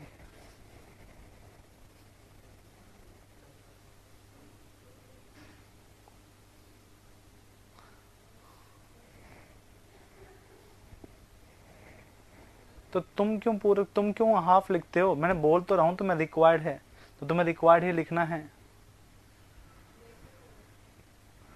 भाई। ये मैं जो बोल तो रहा हूं, then no stiffener is required, तो तुम रिक्वायर्ड लिखो ना। तुम यहाँ पे ये क्यों लिख रहे हो? ठीक है सरफराज बेटा, तुम तो रिक्वायर्ड लिखो।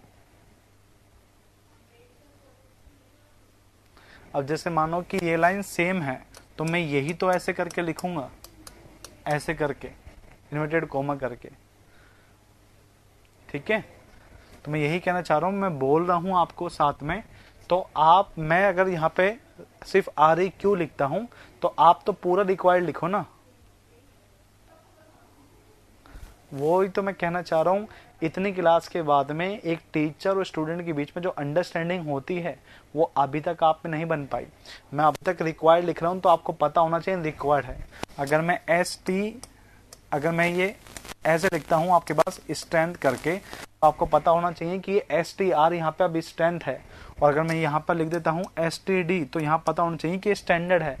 इतना तो मैं चीजें बता चुका हूँ आपको स्टार्टिंग से, और अब तो क्लियर हो जानी चाहिए। अगर जो भी आपको लगता है तो मैं लिख दूंगा पूरा, कोई दिक्कत नहीं मुझे।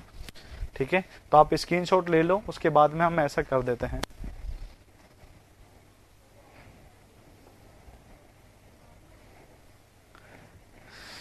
स्क्रीनशॉट ले लीजिए।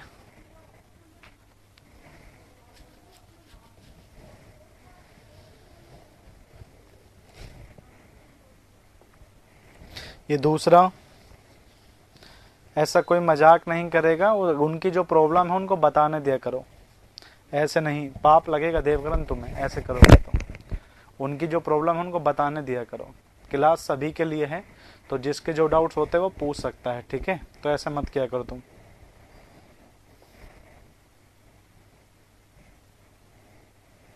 नहीं बेटा ऐसा मत किया करो, क्लास सभी के लिए होती है। उनको भी बोलने दिया करो, उनका जो ठीक लगता है उनको, उनका जो व्यू है उनको बताने दिया करो।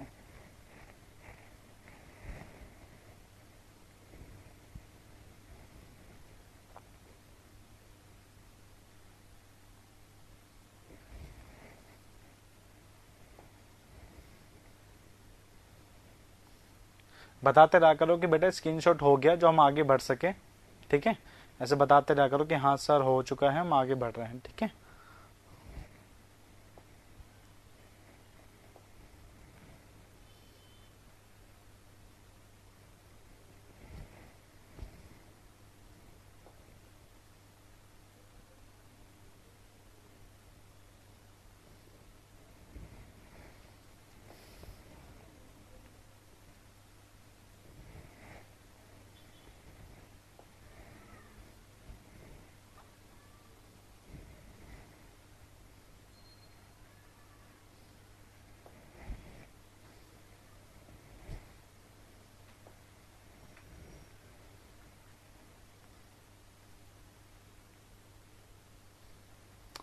सारे देख लेना, सारे क्वेश्चन हो जाएंगे बेटा।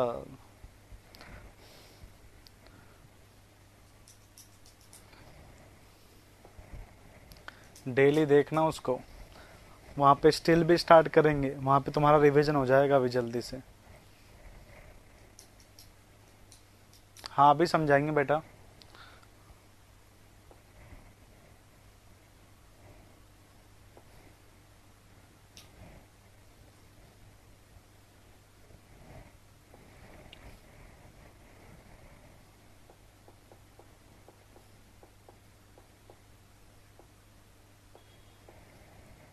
देखो पहला पॉइंट क्या कह रहा है कि अगर d1/t1 का रेशियो 90 या 90 से कम आ रहा है तो कोई स्टीफनर का जरूरत आपको नहीं है। अगर कह रहे हैं 90 से ज्यादा है और 180 से कम है तो कह रहे हैं कि पहला क्या लगेगा, इंटरमीडिएट, मतलब पहला वर्टिकल स्टीफनर लग जाएगा। अगर 180 से ज्यादा है और 270 से इक्वल है उससे कम है तो पहले हॉरिजॉन्टल के साथ में दो आपके पास जो इंटरमीडिएट लग रहा है ना उसके साथ में पहला क्या लगा दोगे, वर्टिकल स्टीफनर लगा दोगे। ठीक है, वर्टिकल स्टीफनर लगा दोगे। याद रखना भाई, देखो 90 से 180 पर तो इंटरमीडिएट लग ही रहा है, तो 180 से ज्यादा वाले पर क्या होगा कि इस इंटरमीडिएट के साथ में एक वर्टिकल भी लग जाएगा। क्लियर हो गया बेटा? ब्रिजवाल क्लियर है? ठीक है, चलो मैं इसके डिस्टेंस बताना चाहूंगा कि डिस्टेंस कहां प्रोवाइड करते हैं। आता नहीं एग्जाम में, पर फॉर नॉलेज के लिए तुम्हें पता होना चाहिए, तुम्हें पता होना चाहिए। ठीक है, तो बात करते हैं क्या होता है।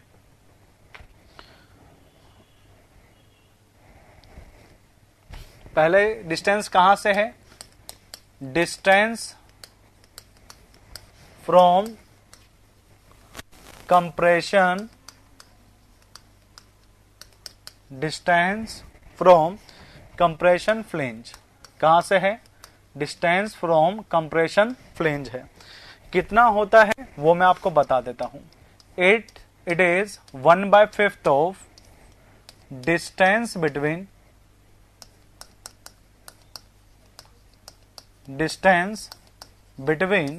The neutral axis to distance between the neutral axis to compression plane।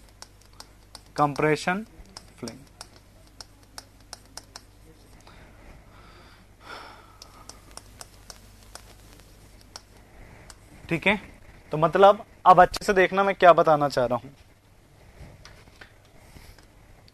ये तुम्हारा बेंडिंग एक्सिस बन गया। बेंडिंग एक्सिस का डायग्राम ऐसे ही बनता है ना। D1 बेटा यहां पर मैं बताऊंगा अभी, D1 वैसे डेप्थ ऑफ वेब है, ये कंप्लीट होने के बाद में मैं बताऊंगा आपको।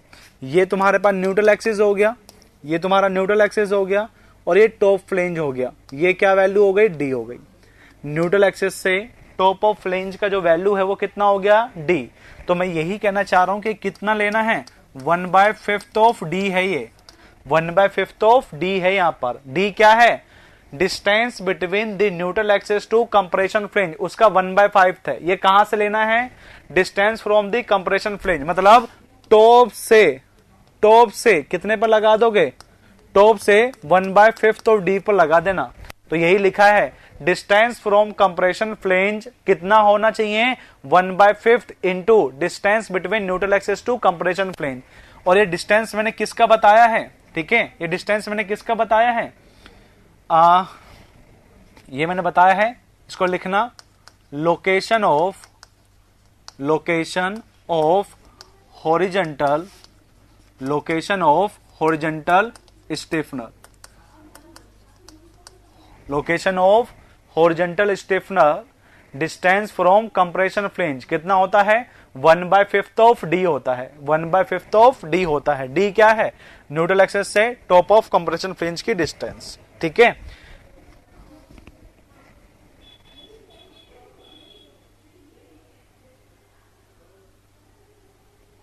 बना लिया।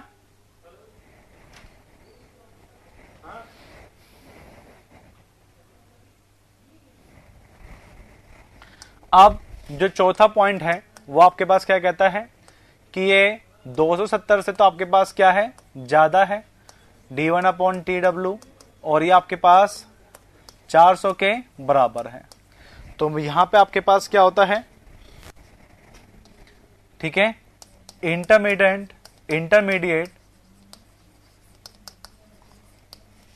इंटरमीडिएट वर्टिकल स्टिफनर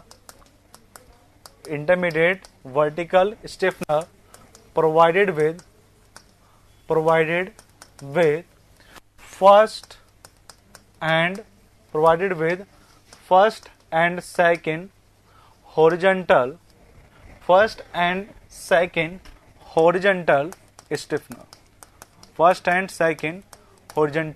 stiffener, ठीक है। मतलब तुम्हें मैं बता चुका हूं, पहला कहां पे लगाएंगे, टॉप से 1/5 पर। अब दूसरे वाले की डायरेक्शन बता रहा हूं, ठीक है। Location of second horizontal stiffener कहां प्रोवाइड करोगे, हॉरिजॉन्टल स्टिफनर कहां प्रोवाइड करोगे वो मैं आपको बता रहा हूं अब, ठीक है। इसके लोकेशन बता रहा हूं कहां प्रोवाइड करना है।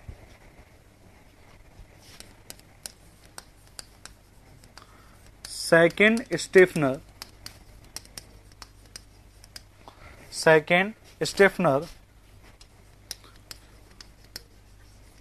should be provided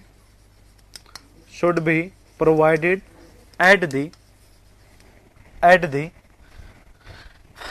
neutral axis, clear.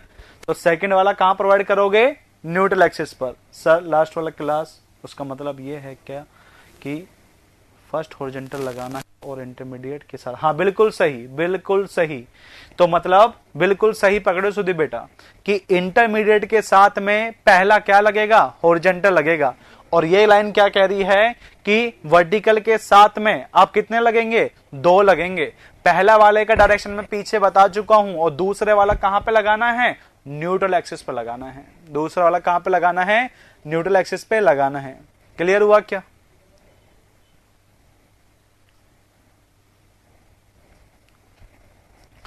Clear हुआ क्या बेटा,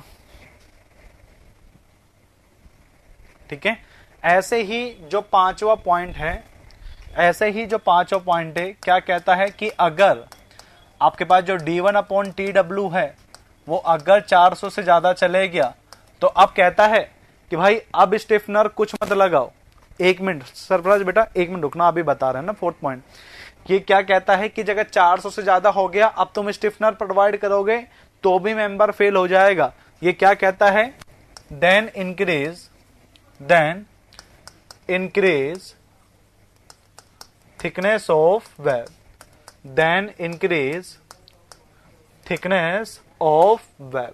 ओके। अगर आपके पास d1/tw 400 से ज्यादा जाता है तो आपको कुछ नहीं करना, थिकनेस ऑफ वेब ज्यादा कर देना। जब भी तुम ये ज्यादा करोगे तो ये वैल्यू कम हो जाएगी और वो 400 से कम चल जाएगी। और 400 से कम के लिए हमारे पास क्राइटेरिया है। 400 से कम के लिए हमारे पास क्राइटेरिया है, ठीक है।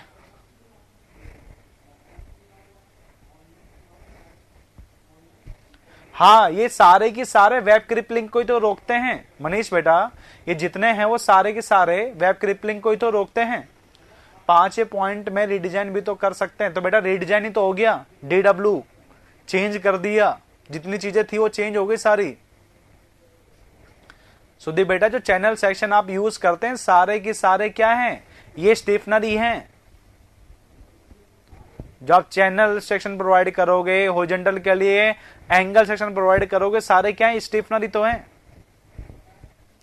सरफराज बेटा ये कहना चाह रहा है कि अगर 270 से ज्यादा 400 से कम है तो एक वर्टिकल प्लस में 2 हॉरिजॉन्टल लगेंगे। ये कहना चाह रहा है कि 270 से और 400 के बीच में होगा तो एक वर्टिकल और 2 हॉरिजॉन्टल लगेंगे। हाँ, और सेकंड मेंबर कहां पे लगेगा, एट द न्यूट्रल एक्सिस, ठीक है। चलो आगे चलते हैं।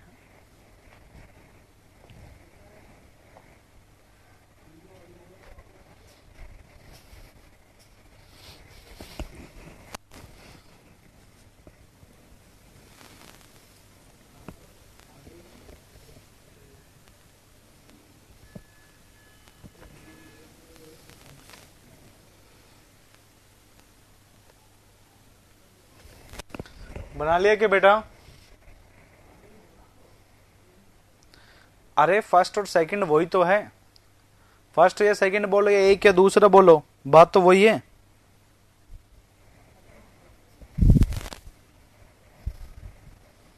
समझे क्या बेटा?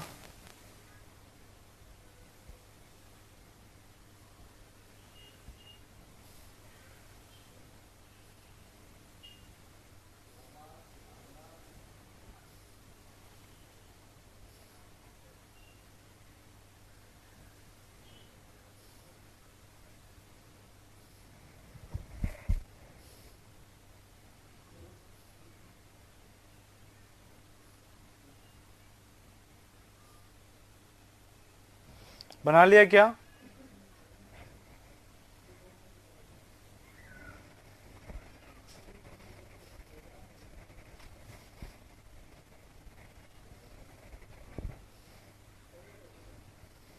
चलो यही क्राइटेरिया आपके पास बताता हूं कहां पर, इन WSM। WSM का क्राइटेरिया क्या कहता है ये बता रहा हूं अभी। पहले किसका था? LSM का था, अब ये मैं WSM में बता रहा हूं। पहला क्राइटेरिया क्या कहता है? अगर D1/TW 85 से कम है तो क्या लिखोगे? वहां पे 90 था, यहां पे कितना हो गया? 85, तो क्या लिखोगे बताओ?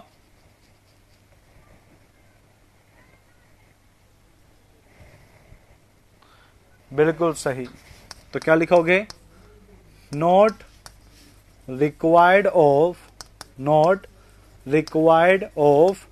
Any stiffener, not required of any stiffener. ठीक है, अगर आपके पास 90 से कम है, 85 से कम है, तो कोई स्टिफनर प्रोवाइड नहीं करोगे।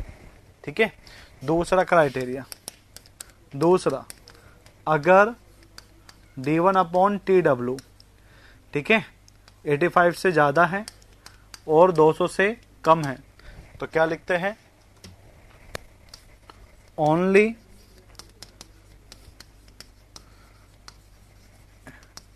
Intermediate vertical stiffener, intermediate vertical stiffener are provided,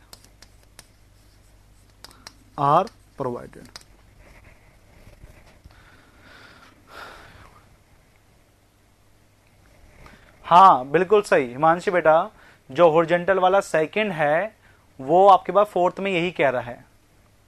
fourth में क्या कह रहा है कि 270 400 से के बीच में होगा तो सेकंड हॉरिजॉन्टल भी प्रोवाइड कर दोगे। कहां पर? न्यूट्रल एक्सिस पर।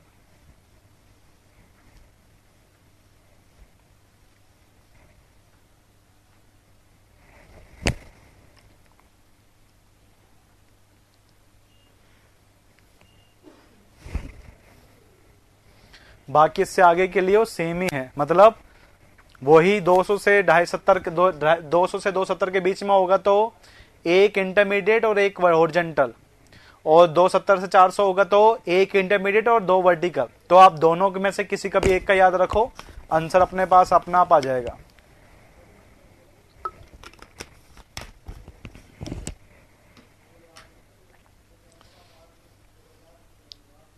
हाँ, लोकेशन सब सेम है, सब कुछ सेम, इसलिए थर्ड और फोर्थ वाला नहीं लिखते यहां पर कभी भी। क्यों नहीं लिखते? क्योंकि दोनों के लिए सेम है जो वहां बताया है। आप क्वेश्चन सुनो, हाँ वही है 200 से 270।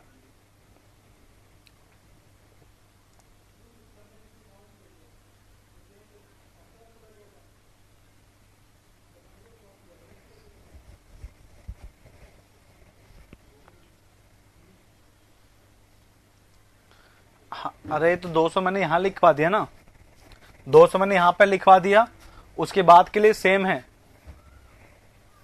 200 से 270 के लिए एक हॉरिजॉन्टल एक वर्टिकल, फिर 270 से 400 के लिए कितना? एक हॉरिजॉन्टल 2 वर्टिकल। अब क्वेश्चन सुनो, अब क्वेश्चन देखो क्या आता है। कह दिया क्वेश्चन के अंदर, क्वेश्चन में क्या पूछता है, ये क्वेश्चन है आपके पास, ठीक है, क्या बोला? स्टीफन प्लेट गडर की थिकनेस बताओ कितनी होगी, बताओ कितनी होगी। उसने ये नहीं बोला WSM LSM। ऑप्शन में आपके पास क्या क्या है, D1 अपॉन में 90, D1 अपॉन में 180, D1 अपॉन में 300, D1 अपॉन में 400। आंसर बताओ, आंसर बताओ, स्टीफन प्लेट गडर की थिकनेस कितनी होगी।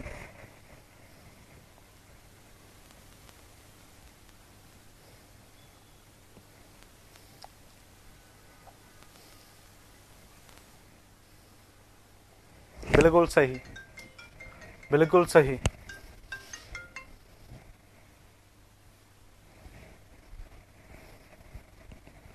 हाँ बेटा, लोकेशन सेम होगी, सबकी सेम होगी। देखो मैंने यहाँ पे क्या लिख दिया, स्टीफन प्लेट गडर, ठीक है। तो वो कब से स्टार्ट हो जाता है, 180 के बाद से स्टार्ट हो जाता है, मन इनकी 90 से के बाद में स्टार्ट हो जाता है। तो 90 से लेकर, मतलब 90 से स्टार्ट होकर 90 से ज्यादा होकर तो कितना वेरी कर सकता है इसका थिकनेस, इसका थिकनेस वेरी करता है D/90 से लेकर D/180 तक वेरी करता है। तो इसे 90 से ज्यादा पेमेंट 91 से लेना है, तो कितना हो गया 180। क्वेश्चन समझ नहीं आया। कह रहा है कि कोई प्लेट गडर है, उसमें स्टिफनर लग रहे हैं, स्टीफन मतलब कोई प्लेट गडर है उसमें स्टिफनर लग रहे हैं, तो उसके लिए थिकनेस कितनी होगी, कितनी होगी D1/180।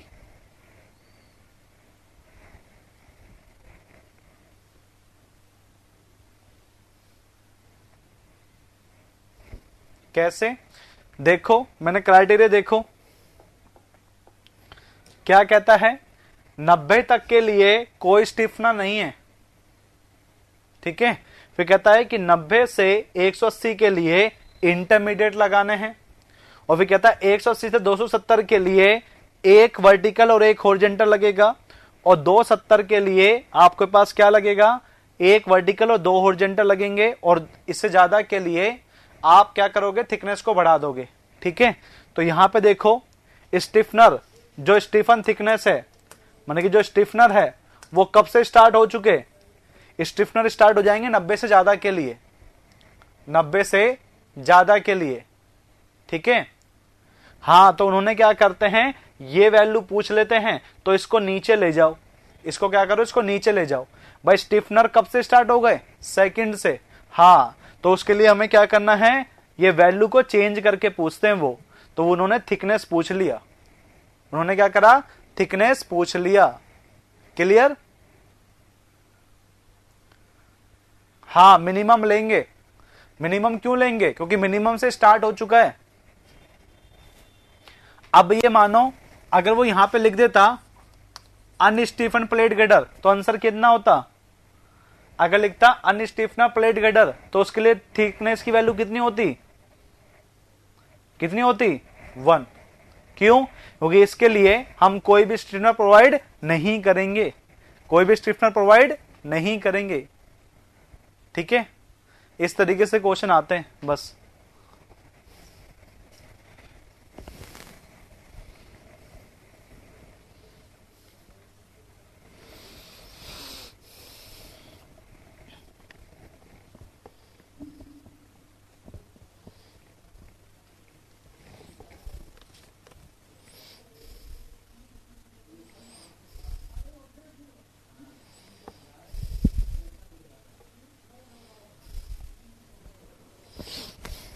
चलिए आप नोट करके बताते हैं।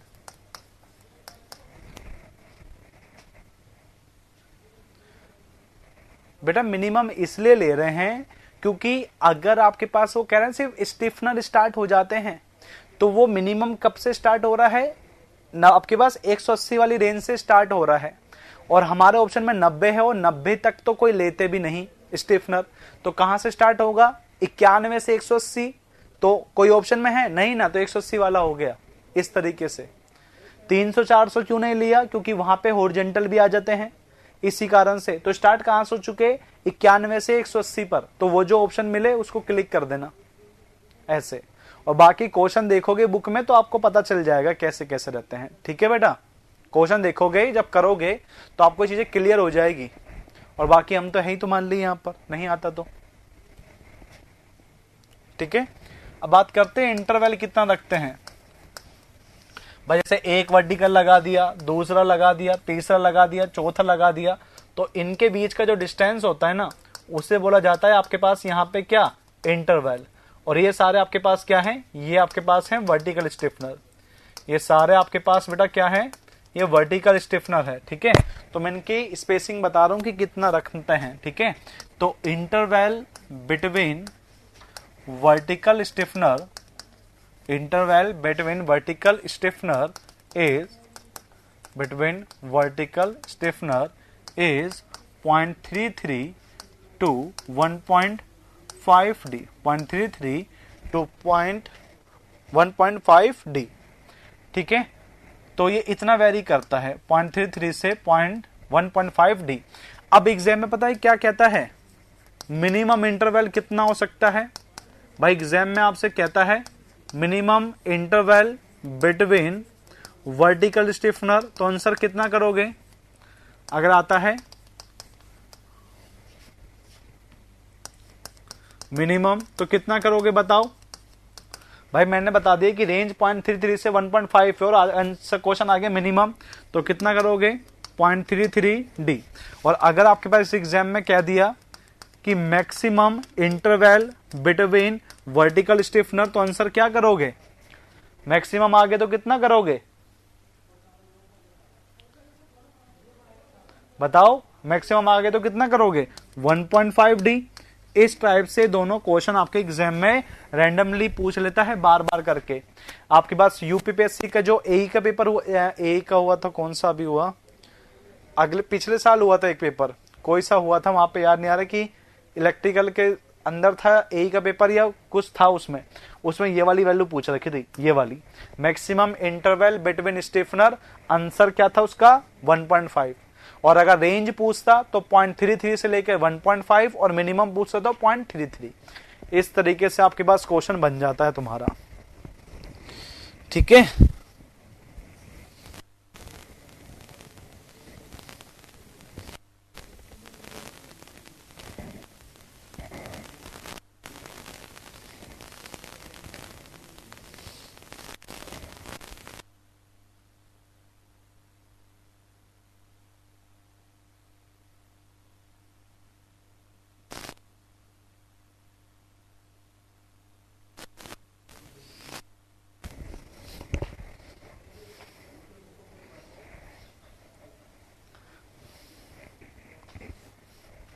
पता नहीं बेटा, मुझे याद नहीं ढंग से।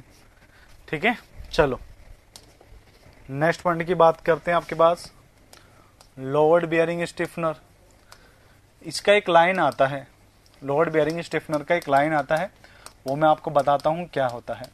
आईएएस में इसका न्यूमेरिकल आता है और तुम्हारे यहां पर एक लाइन आता है, वो लाइन क्या है मैं आपको बता देता हूं एक बार।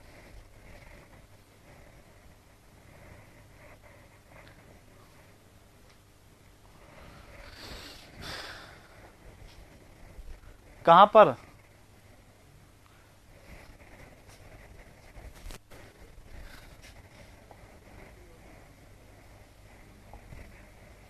ये जो D1 होता है ना, उसे बोलते हैं डेप्थ ऑफ वेव। क्या बोलते हैं, डेप्थ ऑफ वेव। और जो TW होता है उसे बोलते हैं आपके पास क्या, थिकनेस ऑफ वेव। ये रहती है, ये मैं आपको बीम के अंदर बता चुका हूं। यहाँ पे D1 और TW क्या होता है, last D complete, D complete है ब्रिजल बेटा, जो डी है वो कंप्लीट है। फिगर बना के रुको एक बार देख लेते हैं, अगर फिर अगर भी बन जाए तो।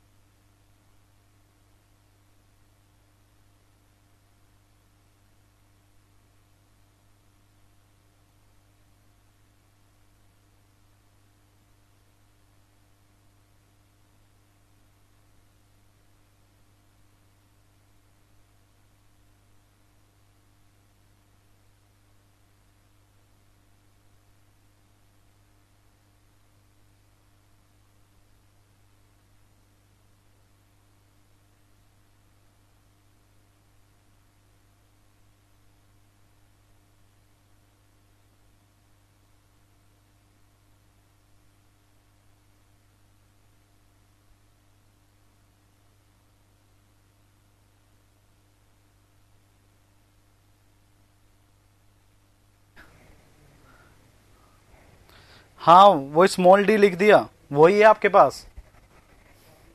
ओवरऑल डेप्थ बोलते हैं, ओवरऑल डेप्थ क्या बोलते हैं बेटा उसमें, ओवरऑल डेप्थ बोलते हैं। ठीक है सुदीप क्या कह रहे हो तुम, तुम्हारा दिखाओ, बता तो दिया ओवरऑल, ओवरऑल डेप्थ बोलते हैं बेटा इसमें। ठीक है चलो आओ आगे देखते हैं। ठीक है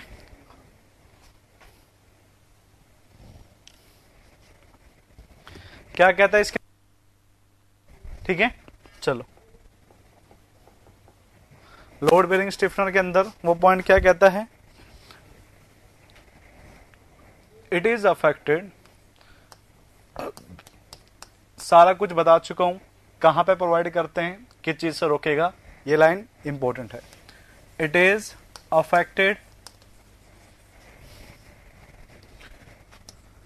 इन 20 times, it is affected in 20 times thickness of 20 times thickness of web, thickness of web on both side, thickness of web on both side from center of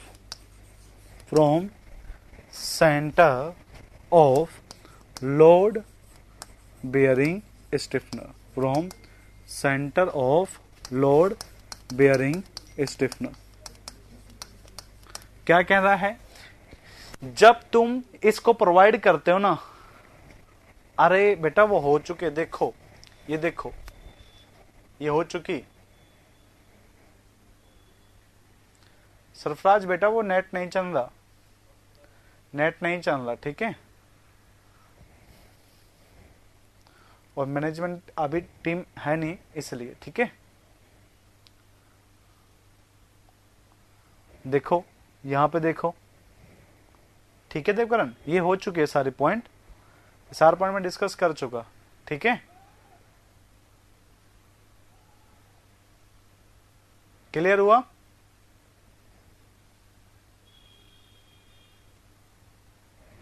हाँ ठीक है। तो लोड बेरिंग स्टिफनर आपके पास क्या होते हैं कि ये जो आपके पास है लोड बेरिंग स्टिफनर, वो क्या करते हैं कि ये अफेक्टेड करते हैं 20 times thickness of web on both side the centre of load bearing stiffener. ये आपके पास क्या होते हैं, देखो ये तुम्हारे पास वेब है, ये तुम्हारे पास वेब, ठीक है प्लेट कटर की, वर्टिकल वाली, जो वर्टिकल वाली है उसको मैंने लेटा दिया यहां पर, और यहां पर तुमने लगा रखा है बीच के अंदर। ठीक है यहां पे इसके लगा दिया तुमने क्या, लोड बेयरिंग स्टिफनर। ठीक है यहां पे तुमने लगा दिया क्या, लोड बेयरिंग स्टिफनर यहां पर। तो ये क्या करता है, ठीक है इसका जो आपके पास स्टिफनर का जो थिकनेस है वो कितना हो गया T, और यहां पे इसका आपके पास हो गया ये B। तो अगर मुझे, ये आपके पास स्टिफनर है, ये आपके पास क्या है, ये आपके पास है स्टिफनर। अगर तुम इसका स्टिफनर का एरिया निकालते, ठीक है अगर तुम यहां पे इसका एरिया निकालते टोटल एरिया, तो तुम आपके पास क्या करते, तुम करते B into T, B into T, और स्टिफनर कितने जगह लग रहे हैं, उसके दोनों तरफ लग रहे हैं। ठीक है इफेक्टेड होता है बेटा, इफेक्टेड। ठीक है तो ये दोनों जगह लग रहे हैं, तो मैंने 2 से क्या कर दिया, इसको मल्टीप्लाई कर दिया, 2 से मैंने क्या करा, उसको मल्टीप्लाई कर दिया। अब ये क्या कहता है कि ये जो इसका सेंटर है, ये जो इसका आपके पास सेंटर है, ये लगने पर इसके यहां से 20 times of thickness of web, और यहां से भी आपके पास 20 times of thickness of web, ये बेटा क्या करता है, अफेक्टेड करता है, मतलब वो सॉरी इफेक्टेड करता है। तो इस इफेक्टेड के कारण से यहां पे जो आपके पास एरिया निकलता है, टोटल एरिया, मतलब जो अब आपके पास इफेक्टेड एरिया निकलेगा वो आपके पास क्या होने वाला है, उसमें ये वाला पोर्शन भी आपके पास ऐड हो जाएगा, क्योंकि ये भी किसका पार्ट की तरह बिहेव करेगा, इसी की तरह इफेक्ट की तरह बिहेव करेगा। तो ये कितना हो गया 20 times of T W. Okay, और इसकी थिकनेस कितनी है वेब की, ये भी टी डब्ल्यू है। ओके, और कितनी जगह हुआ है, दोनों तरफ, है ना। तो मैंने इसी को ही मल्टीप्लाई कर दिया कितने से, 2 से। कितने से मल्टीप्लाई कर दिया, 2 से। तो ये आपके पास जो फॉर्मूला है, ये फॉर्मूला पूछता है आपसे किसमें, आईएएस के अंदर। और आपके जो ए और जेई का अगर पेपर होता है और क्वेश्चन अगर आता है तो ये लाइन आती है आपके पास, क्या आती है, ये लाइन आती है कि लोड बेयरिंग स्टिफनर वेब का कितना एरिया अफेक्ट करता है, 20 टाइम्स। ये सीधा लाइन आपके पास आता है। बना ले इस लाइन को।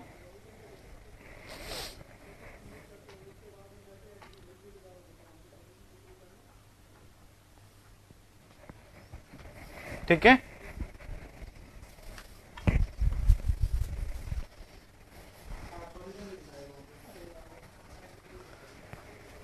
नेट चला दो ना, नेट चला गया। चाहिए नहीं इसमें, स्क्रीन पर नहीं सुन। सर मेरा कोई हेलमेट ले गया क्या, बगल वाले कमरे में? नहीं है। अरे मैं नहीं चलेगा। बेटा उसको देख लेना डायग्राम को, है ना। चलो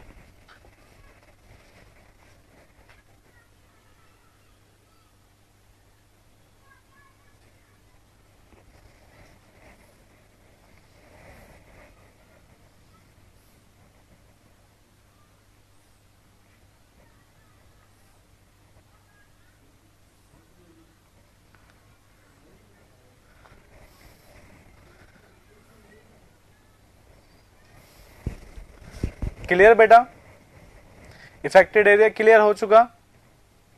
हाँ, ये है formula 2 B into T plus में 2 times of 20 T W into T W. ये है फॉर्मूला, ये है इफेक्टेड टोटल एरिया।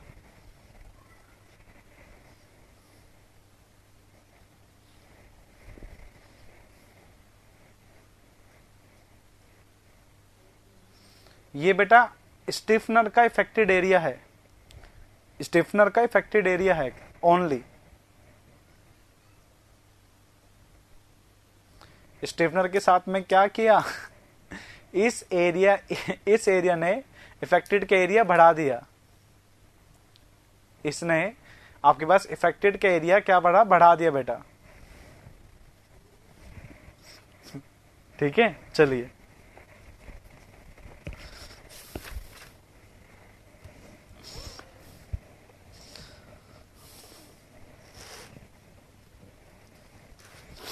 चलो, एक बीम होती है, ठीक है, वो बता देता हूं आपको मैं।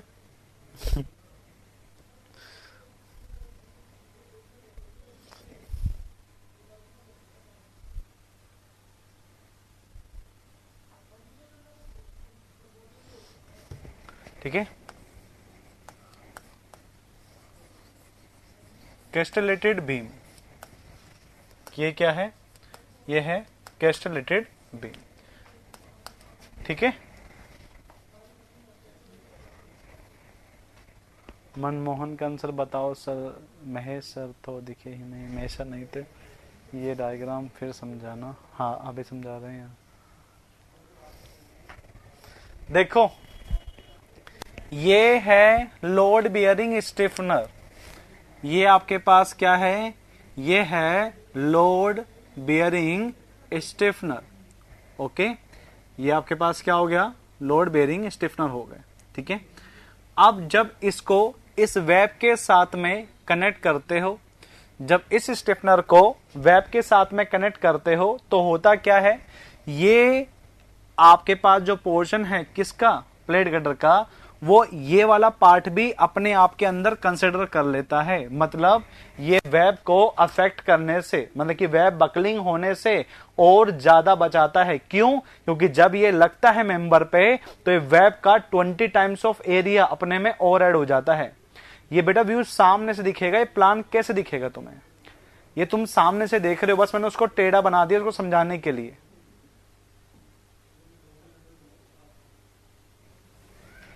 ठीक है लोकेश बेटा,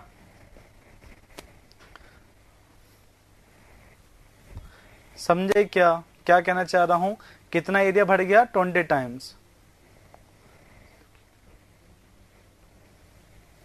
हाँ बिल्कुल सही देवकरण बेटा, तुम इंटेलिजेंट हो।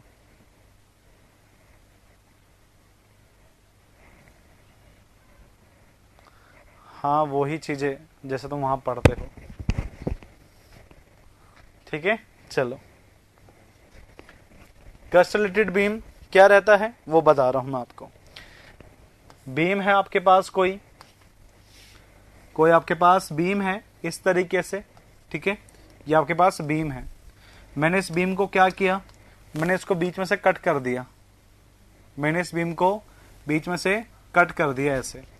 और इसको कट करने के बाद जब मैं इसका अरेंजमेंट करूंगा तो वो आपको पता है कैसे दिखाई देगी। यही बीम आपको कैसे दिखाई देगी वो मैं आपको बताना चाहूंगा। जब इसको काट के क्या करोगे, इसको थोड़ा सा ना आगे कर देना, अब इसको ऐसे काट देना, ठीक है।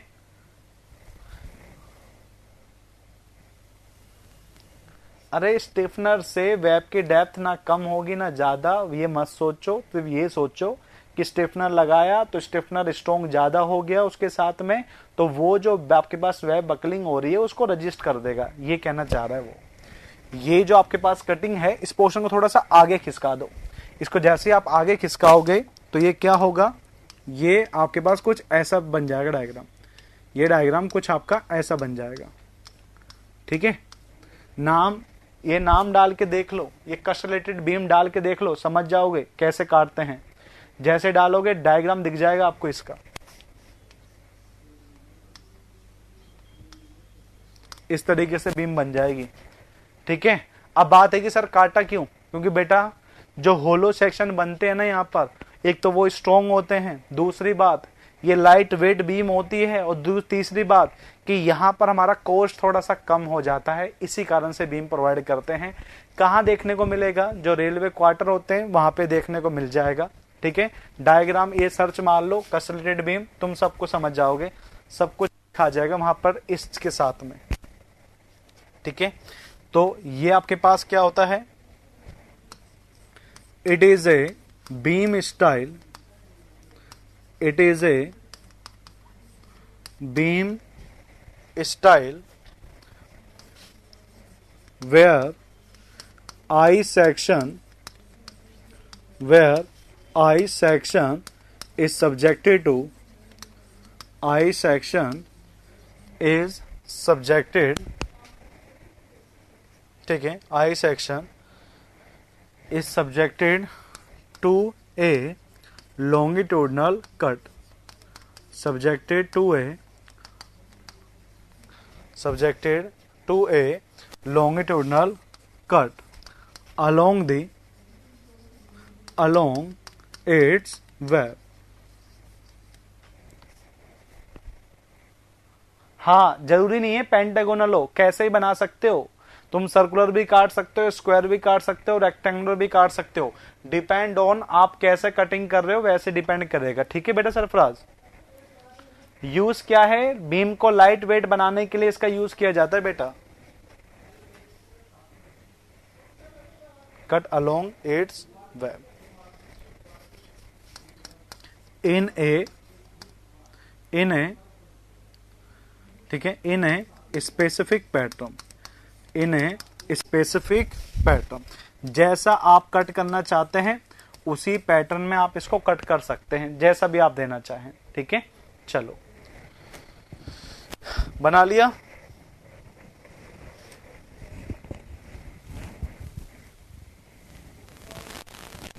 अगर इसके पर्पस लिखते हो बेटा तो आपके इसके पर्पस दो ही हैं, इस बीम के पर्पस आपके पास दो ही हैं। एक तो कि वेट हमारे पास कम हो जाता है, इसलिए इसको बोल देते हैं लाइट बीम, ठीक है। और दूसरा ये यहां पे स्ट्रॉन्ग हो जाती है, स्ट्रॉन्ग बीम।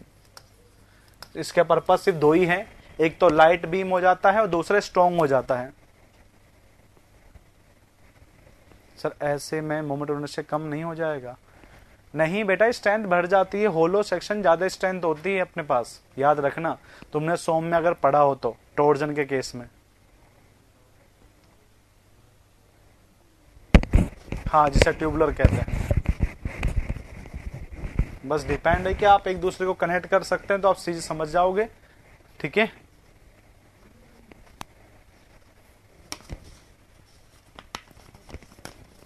हाँ, मोमेंट ऑफ इनर्शिया ज्यादा नहीं होता, उसका जो क्या कहते हैं उससे, उसका ज्यादा होता है स्पेसिफिक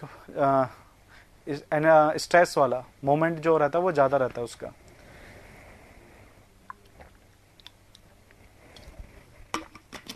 बेटा होल करने से कट होती है।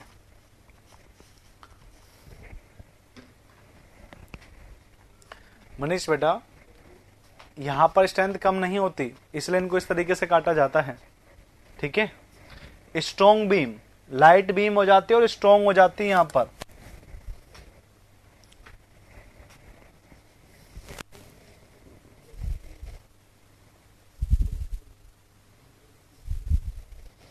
ठीक है। और एक आपके पास होती है कर्टेलमेंट बीम। क्या होती है? Curtailment beam. कर्टेलमेंट बीम आपके पास क्या होती है पहले देख लो, ठीक है। ये अरेंजमेंट ऑफ प्लेट होता है, arrangement of plate to uniformly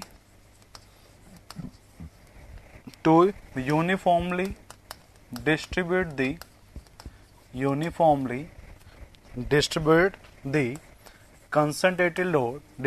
the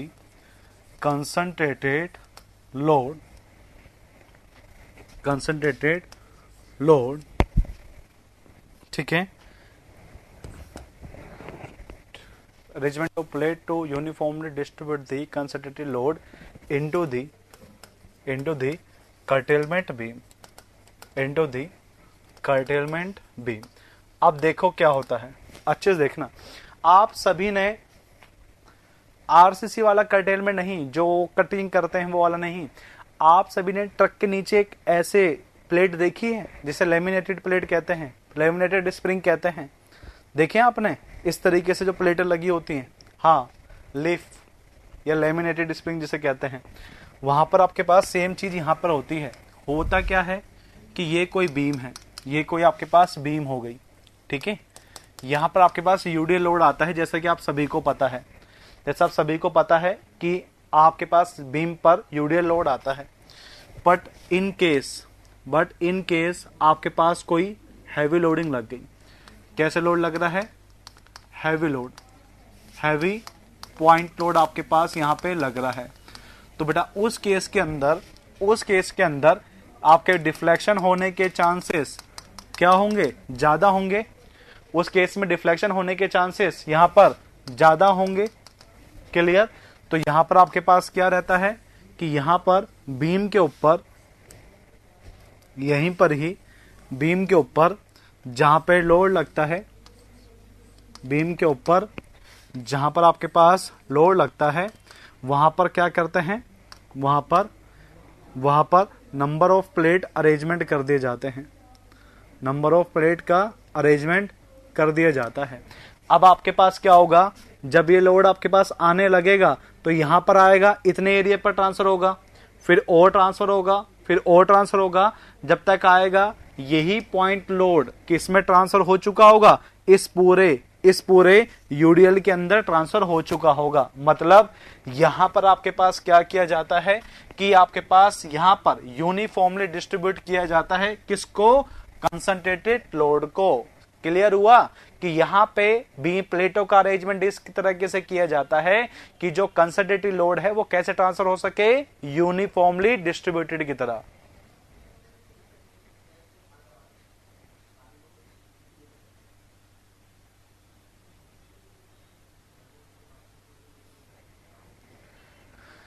हाँ, ट्रक में होता है ऐसा, ट्रक में भी ऐसा ही होता है, ठीक है। नोट कर लिया बेटा आपने?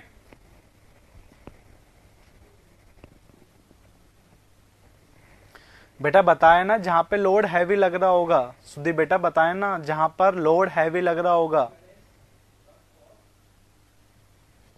ठीक है, जहां पे लोड लग रहा होगा वहां पे होता है।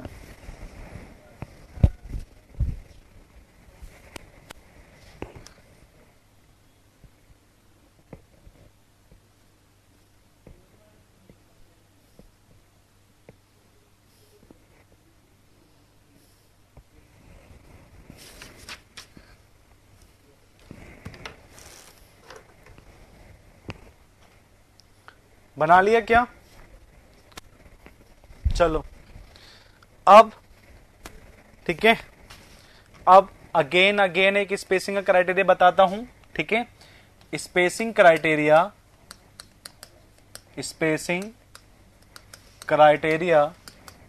Between stiffener according to thickness of web, जो आपको फॉर्मूला बताया था वो किसके टर्म्स में था? डेप्थ के टर्म्स में, ठीक है।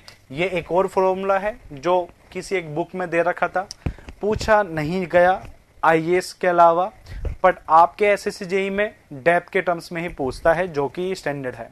ये एक बुक में दे रखा था इसका एक क्राइटेरिया, तो वही मैं आपको बता रहा हूं, ठीक है। बता रहा हूं आपको यहाँ पर क्या होता है। अगर हम बात करते हैं यहाँ पे मैक्सिमम की, अगर हम बात करते हैं मैक्सिमम स्पेसिंग की, तो बेटा ये आपके पास क्राइटेरिया है, वो आपके पास है 270 TW। और ये अगर बात करें आपके पास मिनिमम स्पेसिंग की, अगर हम बात करें मिनिमम स्पेसिंग की, तो वो कितना होता है? 180 TW। मैं यही कहना चाह रहा हूं कि ये ओनली ईएससी के अलावा कहीं पूछा नहीं गया, ठीक है। तो याद रखना, अगर in terms of thickness of web आता है तो ये आपके पास फॉर्मूला होगा, और इन टर्म्स ऑफ डेप्थ आता है तो वो वाला फॉर्मूला होगा 0.33 और 1.5। क्लियर? इसके अलावा आपके पास एक पॉइंट और भी है, इसके अलावा आपके पास एक पॉइंट और भी है जो मैं क्या कहना चाहता हूं, ठीक है। नोट नंबर 2 है ये आपके पास, ये नोट नंबर 2 है, ठीक है। क्या कहता है? इफेक्टिव फ्लेंज एरिया,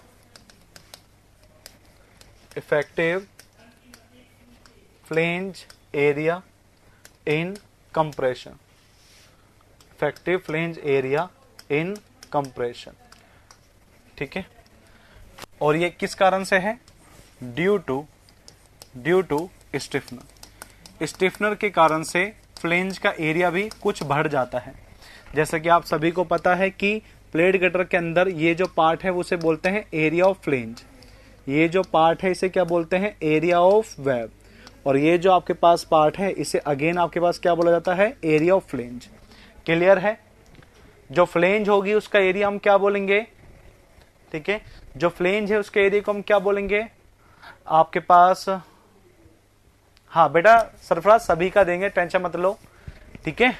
चलो, तो जो एरिया ऑफ फ्लेंज है उसे एएफ बोल देंगे, जो एरिया ऑफ वेब है उसे एरिया ऑफ वेब बोल देंगे। तो कंप्रेशन के अंदर स्टिफनर के इफेक्टेड एरिया होता है बेटा, वो आपके पास क्या होता है? A W A F plus में ए डब्ल्यू डिवाइड बाय 6, ठीक है। ये इफेक्टेड एरिया इन फ्लेंज है ड्यू टू स्टिफनर कारण से। ऐसे आपके पास क्वेश्चन अगर आता है, क्या इफेक्टिव एरिया पूछता है, इफेक्टिव एरिया पूछता है, इफेक्टिव फ्लेंज एरिया आता है, effective flange area in tension again किसके कारण से? ड्यू टू स्टिफनर के कारण से अगर आपके पास आता है तो ये आपके पास कौन सा हो जाता है? AF वहां पे था 6, तो AF AW डिवाइड बाय 8, ये आपके पास बनता है। ठीक है, AF का मतलब आपके पास क्या है, area of flange, area of flange है। ठीक है, AW का मतलब आपके पास क्या है, एरिया ऑफ वेब है। अगर कंप्रेशन में इफेक्टिव एरिया पूछ रहा है तो AF प्लस में AW डिवाइड बाय 6 करोगे, और इफेक्टेड एरिया इन टेंशन पूछता है तो क्या करोगे, AF plus AW divide by 8 करोगे। ठीक है, तो चलिए स्क्रीनशॉट ले लीजिए आप लोग। ये पहला, मनीष बेटा जब तक तुम अपनी बातें बता सकते हो, मनीष बेटा जब तक तुम अपनी बात बता सकते हो, क्या कह रहे थे तुम, बाकी लोग स्क्रीनशॉट लेते रहिए।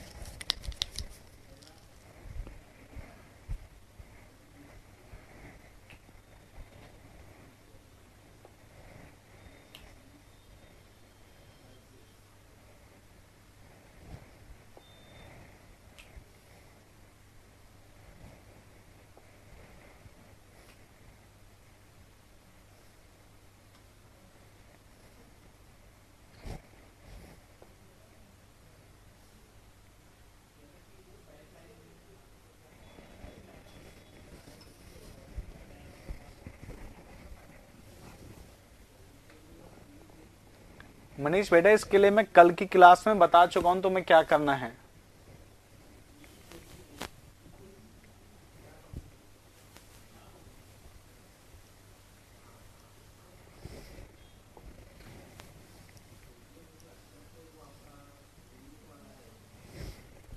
मनीष बेटा मैं बता चुका हूं इसके लिए आपको क्या करना है, कल की क्लास में बता दिया था।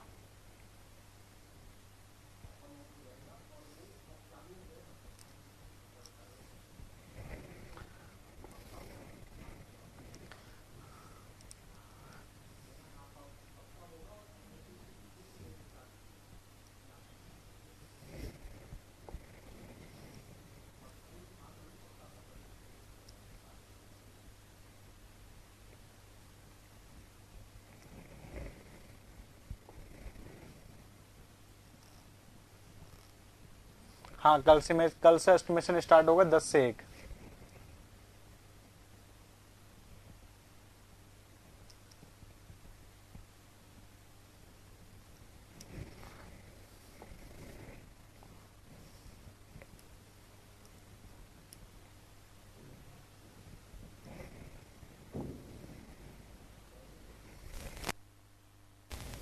लेंथ ही नहीं है, छोटा ही है, मात्र 60-70 पेज में हो जाता है।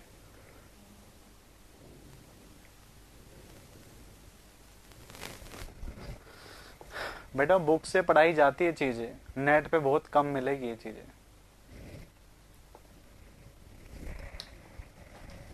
ठीक है, तो कल आपसे अगेन मुलाकात होगी 10 से 1 एस्टिमेट के साथ में। तो ठीक है, कल अगेन मिलते हैं आप लोगों से मॉर्निंग में 10 से 1। क्लियर ना बेटा?